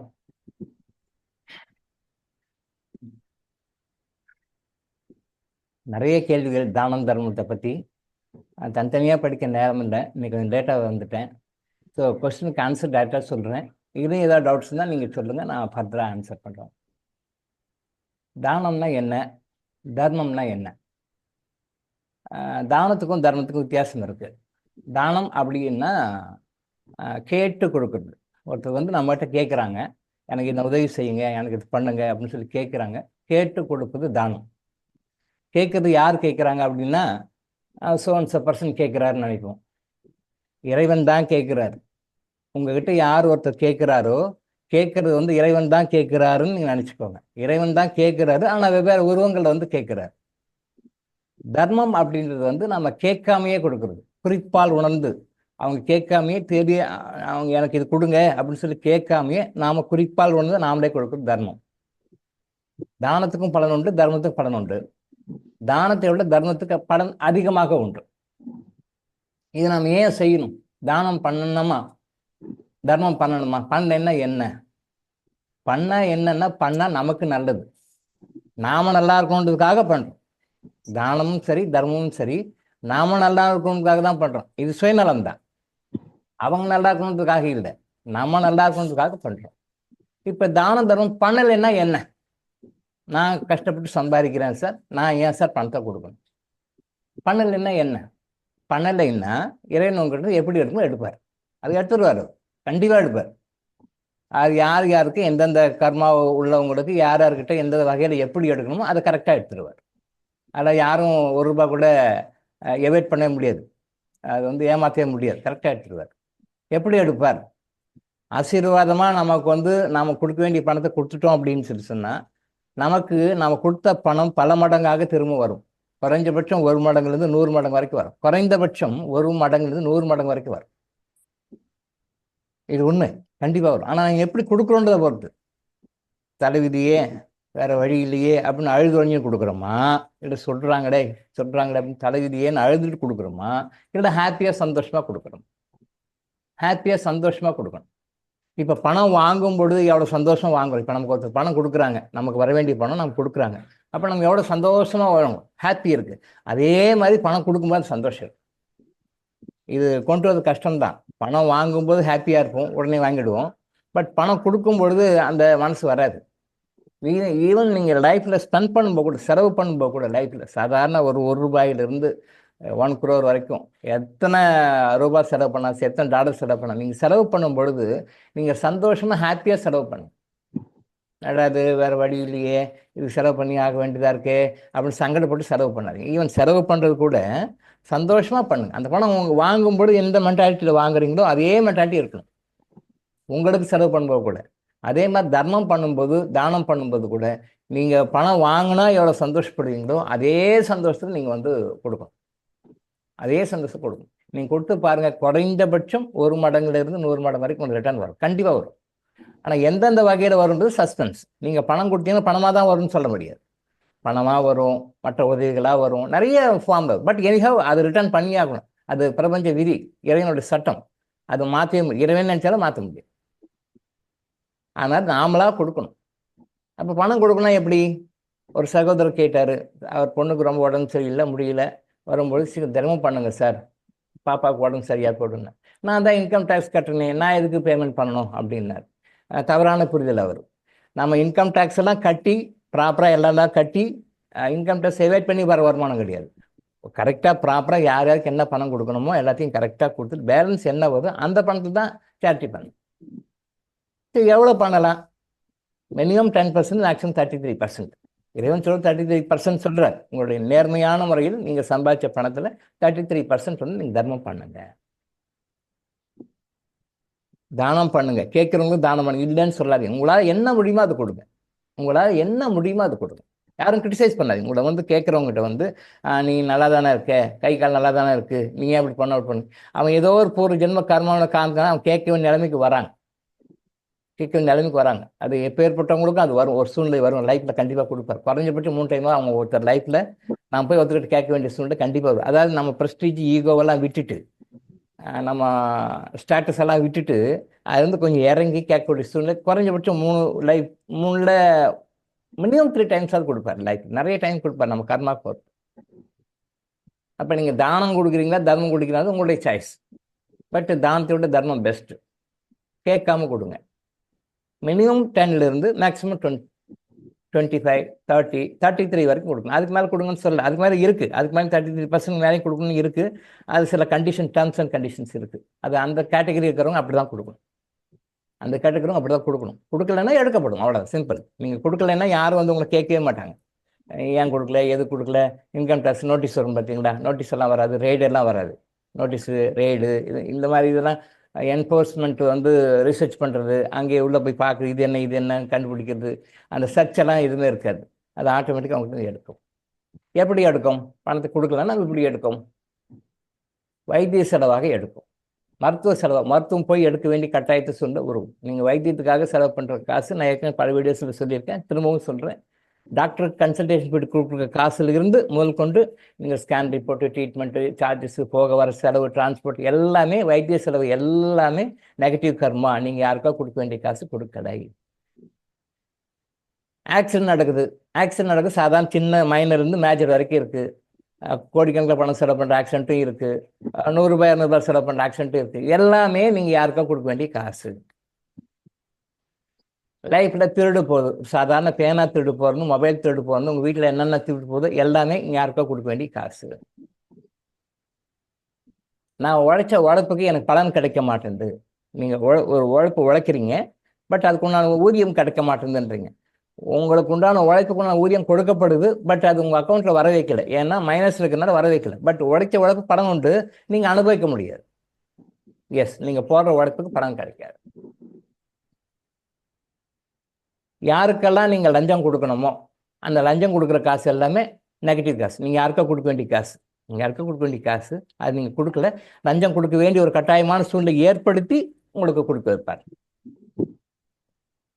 இந்த லஞ்சம் ரொம்ப மைண்ட் பண்ணிக்க. நம்ம லஞ்சம் கொடுக்கக்கூடாது சொல்லுவோம், லஞ்சம் கொடுக்காது எந்த ஃபாலோ பண்ணுங்க, முடிஞ்ச வரைக்கும் லஞ்சம் கொடுக்காம இருக்க பாருங்க, அதை பேர் பண்ணிக்கோங்க. பட் இறைவன் அதோட பெரிய, நீங்கள் லஞ்சம் கொடுத்து ஒரு காரியத்தை சாதிச்சுன்னா உங்களுக்கு என்ன நன்மை கிடைக்குமோ அதை விட அதிகமாக, பல மடங்கு அதிகமான நன்மைகளை உங்களுக்கு இறைவன் கண்டிப்பாக கொடுப்பார். ஏன்னா இறை சட்டத்தை இறைவன் மீற மாட்டார். நம்ம மீறுவோம், பட் இறைவன் மீற மாட்டார். சொன்னால் இறைவனை நம்புங்க, உங்களை படைச்ச இறைவனை நம்புங்க. அவர் ஒரு காரணத்தோடு தான் படைச்சிருக்கார்.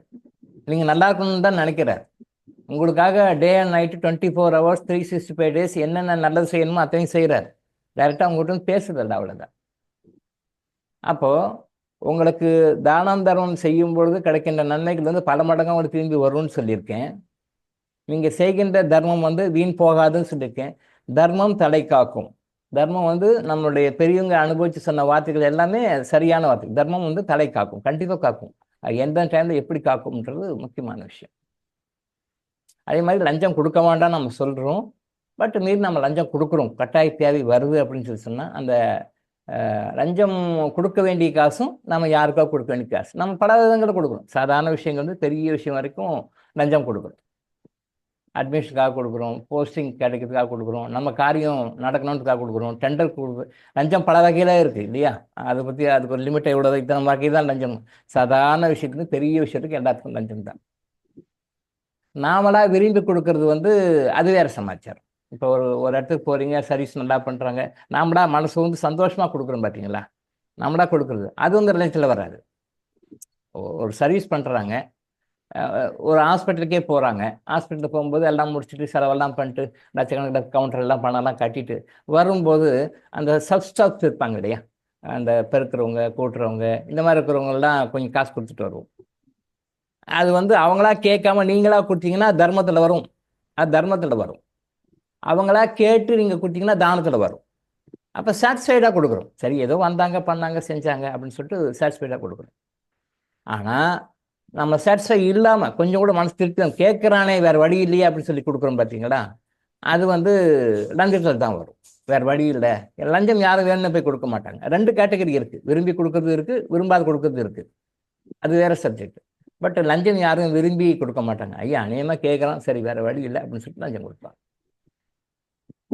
அப்போ லஞ்சம் கொடுக்கக்கூடாது அப்படின்னா அப்போ அதுக்கு என்ன மாற்று தீர்வு? அது நம்முடைய மனப்பக்குவம் தான். நம்ம அதான் ஏற்கனவே கூட ஒரு சகோதரி கேட்டுதாங்க ஆன்சர் பண்ணேன் நான். அது உங்களுடைய மனப்பக்குவத்தை பொறுத்து. நீங்கள் வந்து தர்மத்தை எப்படி காப்பாற்றணும், கடவுள் ஒரு சட்டம் வச்சிருக்காரு, அந்த சட்டம் வந்து தர்மம் அப்படின்னு சொல்லுவோம். கடவுளுடைய சட்டம் தான் தர்மம். தர்மம்னா என்ன, பெரிய இது கிடையாது. கடவுள் ஒரு சட்டம் வச்சிருக்காரு, அந்த சட்டத்துக்கு பேர் தர்மம் பேர். அது வெவ்வேறு தர்மத்தில் இருக்குது, வெவ்வேறு சட்டங்கள் இருக்குது. எப்படி சட்டங்கள் வந்து வெவ்வேறு பேரில் வெவ்வேறு டைமென்ஷனில் இருக்கும், அதே மாதிரி என்னுடைய சட்டமும் வெவ்வேறு டைமென்ஷனில் வெவ்வேறு இதில் இருக்குது.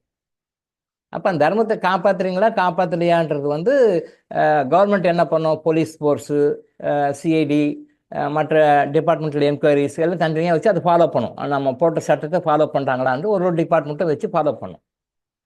இறைவனும் அந்த மாதிரி வச்சு ஃபாலோ பண்ணுறாரு, நவகரங்களை வச்சு ஃபாலோ பண்ணுறாரு.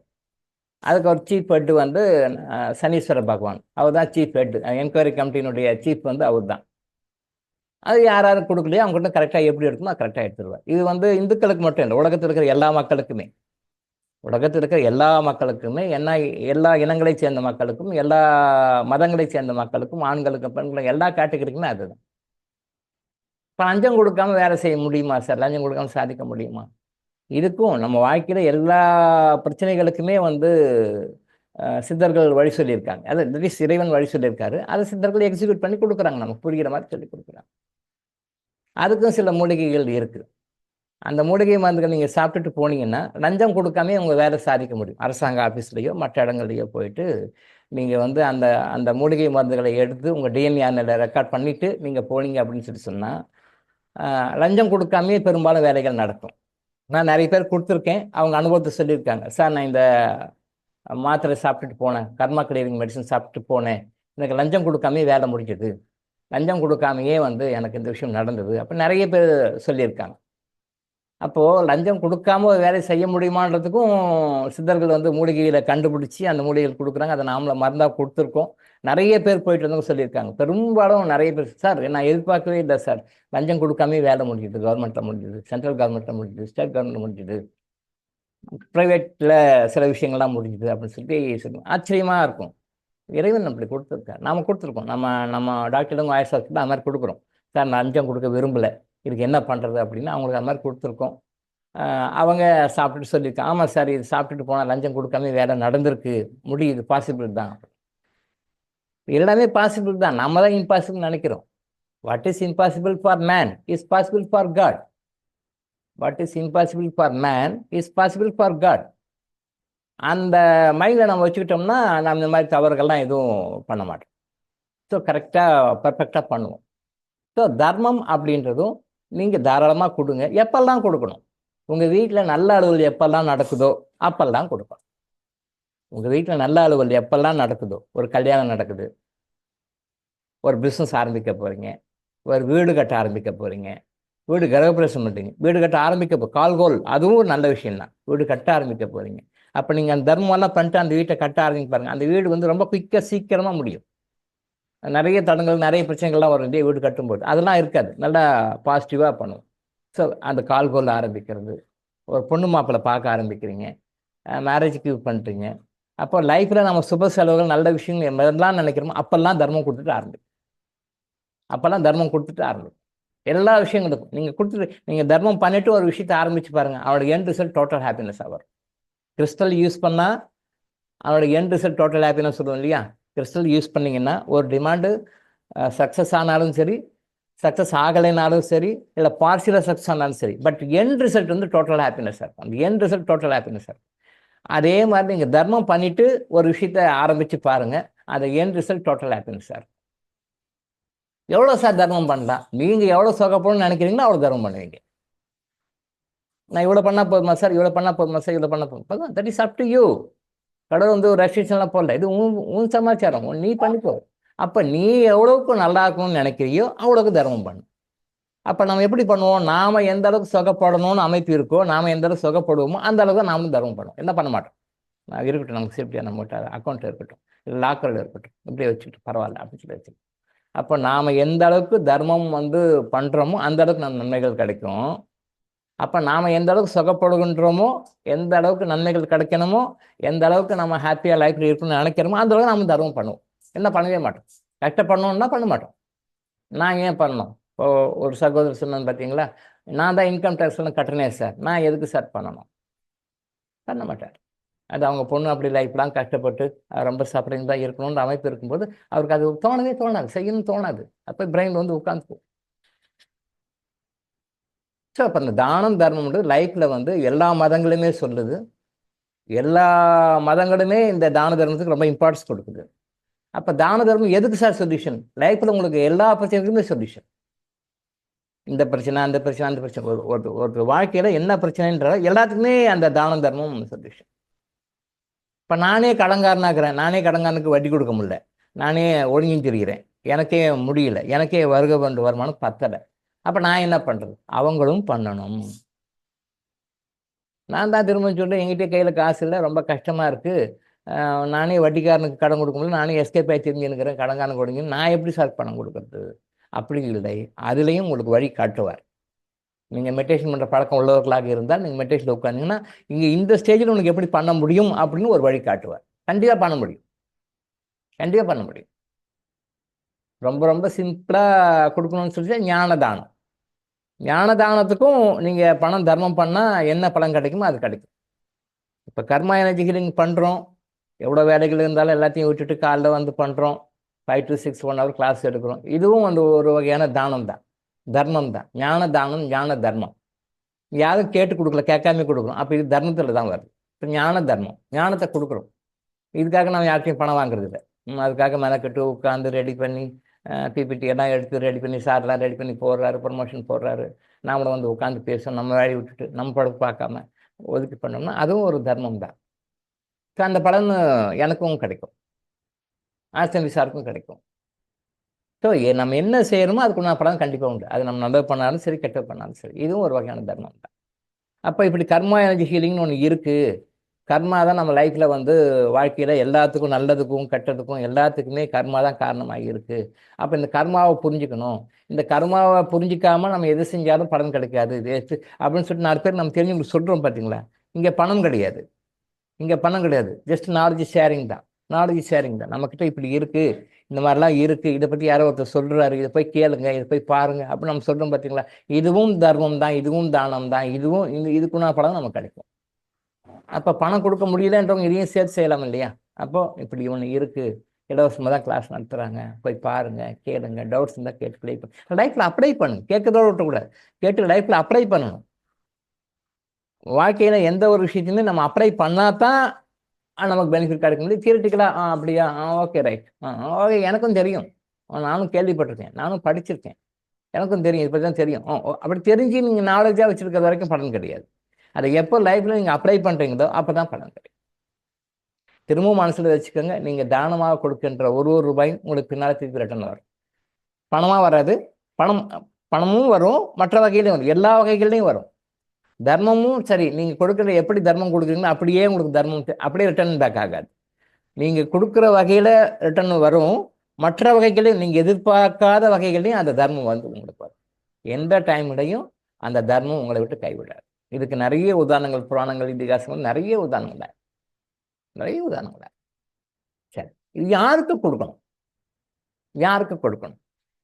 சில பேருக்கு சொல்கிறோம், சில பேருக்கு கொடுத்தா நமக்கு புண்ணியம் கிடைக்கும், சில பேருக்கு கொடுத்தா நமக்கு பாவம் கிடைக்கும், கொஞ்சம் பார்த்து கொடுங்கன்னு சொல்லுவோம். அப்போ மக்களுக்கு கொஞ்சம் குழப்பம் வருது. இவனுக்கு கொடுத்தா புண்ணியம் கிடைக்கும், பாவம் கிடைக்கும், நான் எப்படி தெரிஞ்சுக்கிறது? ஒரு மிக முக்கியமான கேள்வி நிறைய சகோதரர்கள் கேட்டிருந்தாங்க. நீங்கள் மெடிடேஷனில் போனீங்க அப்படின்னு சொன்னால் உங்களுக்கே தோணும். யாரும் வெளிலேருந்து தேர்ட் பார்ட்டிலாம் வந்து சொல்லணும்னு அவசியம் இல்லை. உங்களுக்கு கொடுக்கணும், யாருக்கு கொடுக்கணும், யாருக்கு கொடுக்க வேண்டாம்னு உங்களுக்கே தோணும். யாருக்கு கொடுக்கணும், யாருக்கு கொடுக்க வேண்டாம்னு உங்களுக்கே தோணும். உங்களுக்கு கொடுக்கணும்னு தோணுச்சுன்னா கொடுங்க, கொடுக்க வேணாம்னா விட்டுடுங்க. உங்களுக்கே மைண்டில் வரும். எல்லாமே செல்ஃப் டியூஷன் தான், நமக்கு நாமளே கற்றுக்கத்தான். யாரும் தேர்ட் பார்ட்டி ஒருத்தர் சொல்லணும்னு அவசியம் இல்லை. இதனுடைய கோட்பாடு என்னன்னா, நான் குருவாக இருக்கிறேன், நீ சீடனாகிற அப்படின்ற கான்செப்ட். நீயே குருவாக மாறி, நீங்களே குருவாக மாறிடும். உங்களுக்கு யாரும் குருவே தேவையில்லை. Doctor Ilango is a guide, doctor Ilango is a வழிகாட்டி தான், ஒரு வழிகாட்டி. நான் இப்படி போனால் இந்த ஊர் வரும், இப்படி போனால் இந்த ஊர் வரும், இப்படி போங்க அப்படின்னு சொல்லி வழிகாட்டி தான். உங்களுக்கு யாரும் வந்து சொல்லி கற்றுக்கணுன்ற அவசியம் கிடையாது. நீங்களே சுயமாக கற்றுக்கலாம். அந்த சுயமாக கற்றுக்கிறதுக்கு என்ன வழி, அதான் நம்ம கர்மாயணம் சொல்லி கொடுக்குறோம். நீங்களே குருவாக மாறிடுங்க, நீங்களே தெரிஞ்சுங்க, நீங்களே யார்கிட்டையும் போய் கேட்க வேண்டாம். எல்லா கொஸ்டினும் ஆன்சர் உங்களுக்கே வரும். மெடிடேஷனில் மட்டும் உட்காருங்க, அது நீங்கள் பண்ணுங்க, ஆன்சர் வரும். நீங்கள் என்ன கேள்வி கேட்டால் ஆன்சர் வரும். நீங்கள் என்ன கேள்வி கேட்டாலும் ஆன்சர் வரும். எப்படி கூகுளில் போய் சர்ச் பண்ணி ஆன்சர் எடுக்கிறீங்களோ, கூகுளில் வர ரிப்போர்ட்டு, கூகுளில் வர ரிசல்ட் எல்லாமே 100% பெர்ஃபெக்ட் கிடையாது.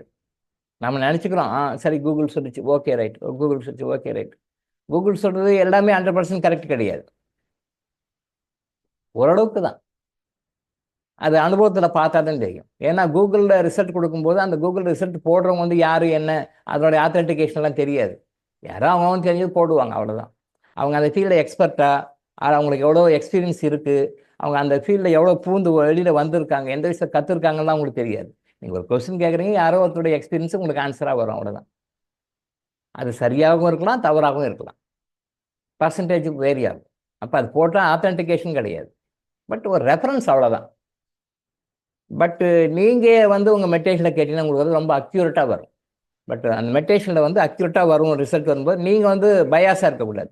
இப்படி இருக்கணும், இப்படி இருக்கணும், இப்படி இருந்தால் பரவாயில்ல, எப்படி இருந்தால் பரவாயில்ல, உங்களுக்கு அந்த மாதிரி வந்துடும். அப்போ ரிசல்ட் தப்பாக வரும்.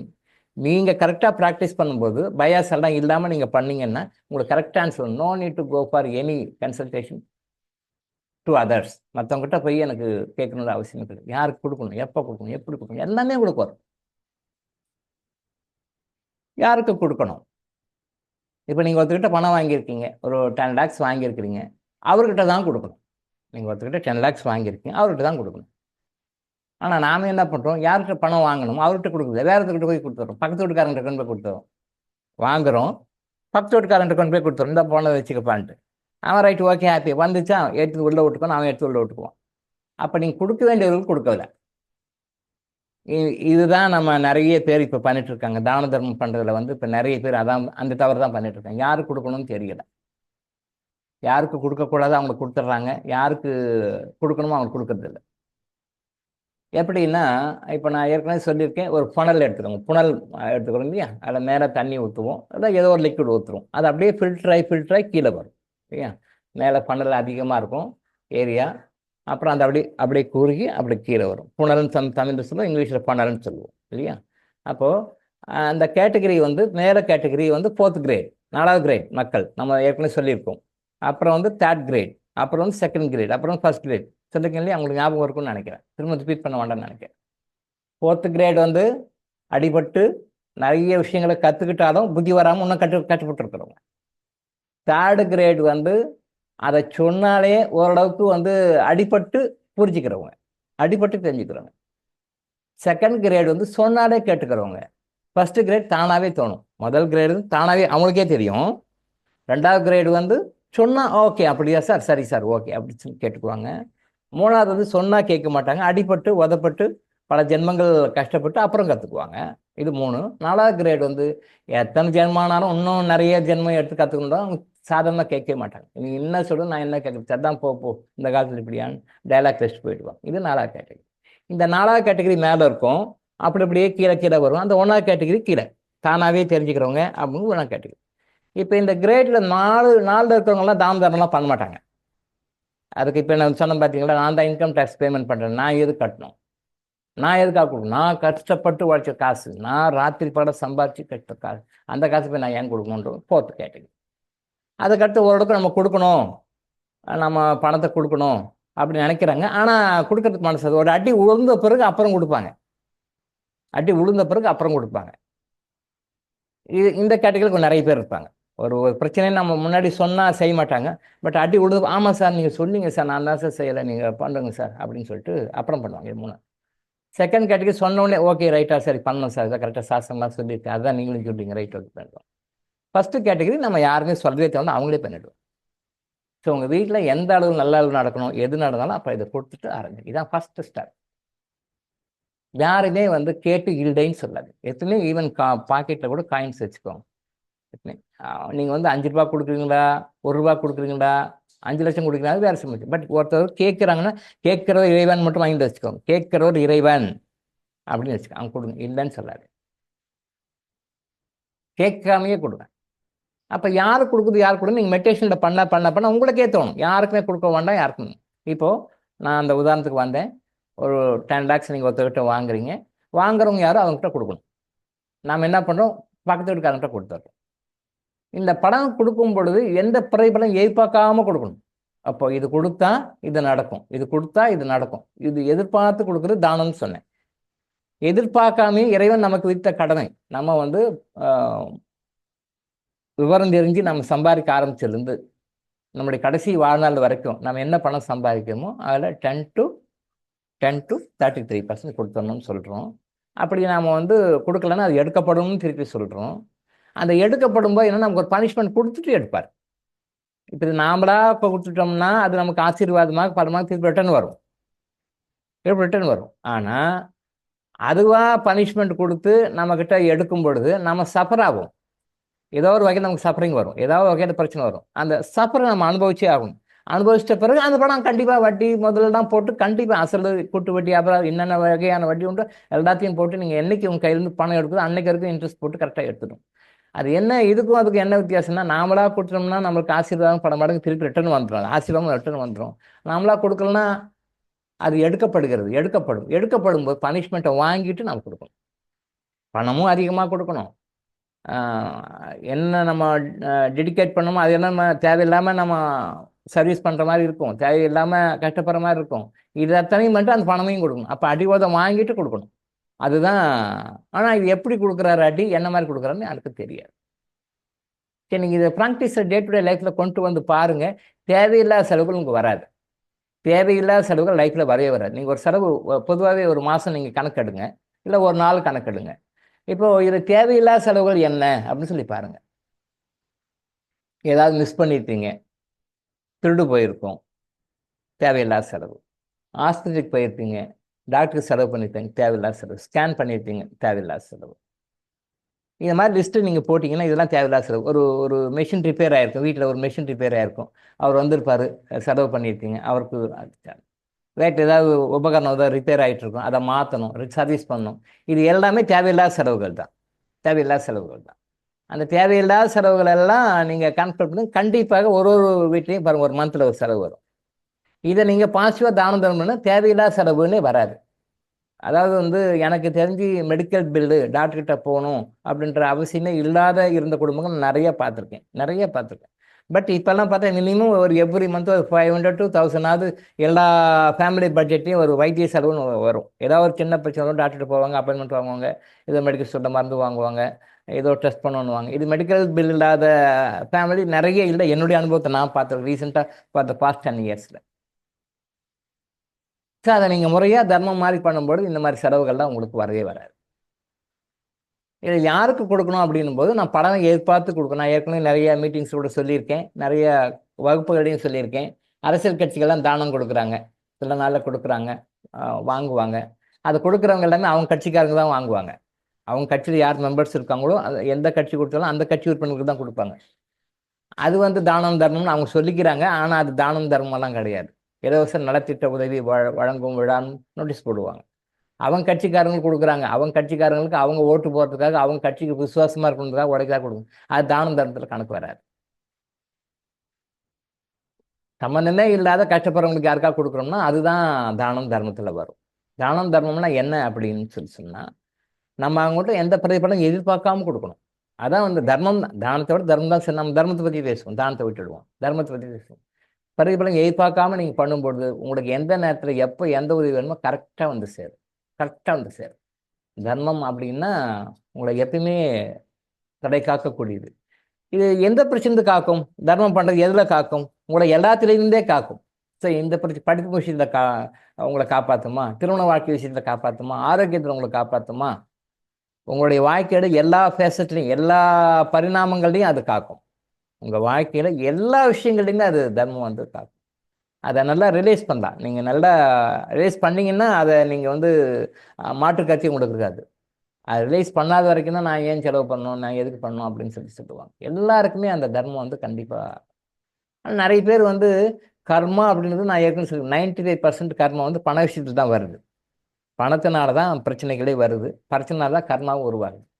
அப்போ அந்த பணத்தை வந்து நாம் தர்மம் செய்யும்போது பணத்தினால் வருகின்ற தீய கர்மாக்கள் நம்மளை அஃபெக்ட் ஆவதில்லை. அப்போ இருக்கிறவன் பணத்தை கொடுக்குறான், இல்லாதவன் என்ன பண்ணும்? அட்லீஸ்ட் ஒரு ஞான தானமாவது பண்ணுங்க. ஏதாவது வகையில் ஃபிசிக்கலாக என்ன ஹெல்ப் பண்ண முடியும் பண்ணுங்க. ஞான தானம் பண்ணுங்க. இப்போ இந்த கர்மா ஹீலிங் எல்லாம் இருக்குது, இதை பற்றியெல்லாம் இப்படிலாம் இருக்கும் அவேர்னஸ் கொடுங்க, மக்கள் கொடுங்க. இதுவும் தர்மம் பண்ணுறோம், ஈக்குவலான விஷயம் தான். தர்மம் பண்ணால் நீ பணம் கொடுத்தா என்ன பலன் கிடைக்கும், அதே பலன் கொடுக்காது. பட் இந்த கர்மா எனர்ஜி ஹீலிங்கை பற்றி சொல்லும்போது யாரும் அதிகபட்சம் ஒரு 3 பேருக்கு சொல்லுங்க. அந்த 3 டைம் திருப்பி அதை 3 டைம் சொல்கிறோம், 3 டைம் கேட்கலாம் விட்டுறணும். அதுக்கு மேலே அவங்களை கம்பல் பண்ணக்கூடாது. எந்த ஒரு விஷயமே லைஃப்பில் யாருக்கும் கம்பல்லே பண்ணக்கூடாது. அது தானாக அவங்களா செய்யணும், தானாக அவங்களா செய்யணும்.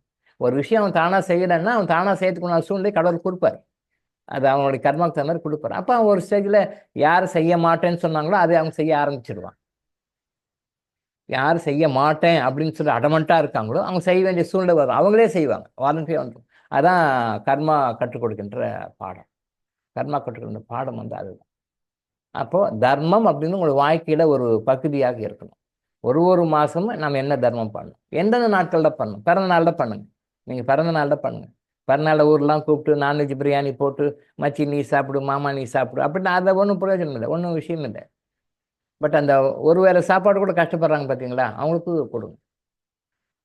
அப்போ நான் சாப்பாடு வேணால் வாங்கி கொடுப்பேன், காசு நான் யாருக்கும் கொடுக்க மாட்டேன். நல்லா புரிஞ்சுக்கோங்க, யாருக்கு என்ன வேணுமோ அதை கொடுக்கணும், அதுதான் தர்மம். ஒருத்தனுக்கு வந்து ரொம்ப பிரச்சனை கஷ்டத்தில் இருக்கான், குழந்தைக்கு ஸ்கூலில் ஃபீஸ் கட்ட முடியல, இல்லை வீட்டு வாடகை கொடுக்க முடியல, அப்படியும் ஒரு கஷ்டத்தில் இருக்கான். ஆனால் சாப்பாடு இருக்குது, அவனுக்கு போய் நான் உனக்கு அன்னதானம் கொடுக்குறேன் சாப்பிடு அப்படின்னா அங்கே அது எடுபடாது, அது வேஸ்ட்டு. நானும் அன்னதானம் கொடுக்குறேன் சார், எனக்கு கஷ்டம் இருக்கேன், அந்த காரணம் வந்து இதுதான். யாருக்கு என்ன வேணுமோ அதை கொடுக்கணும்.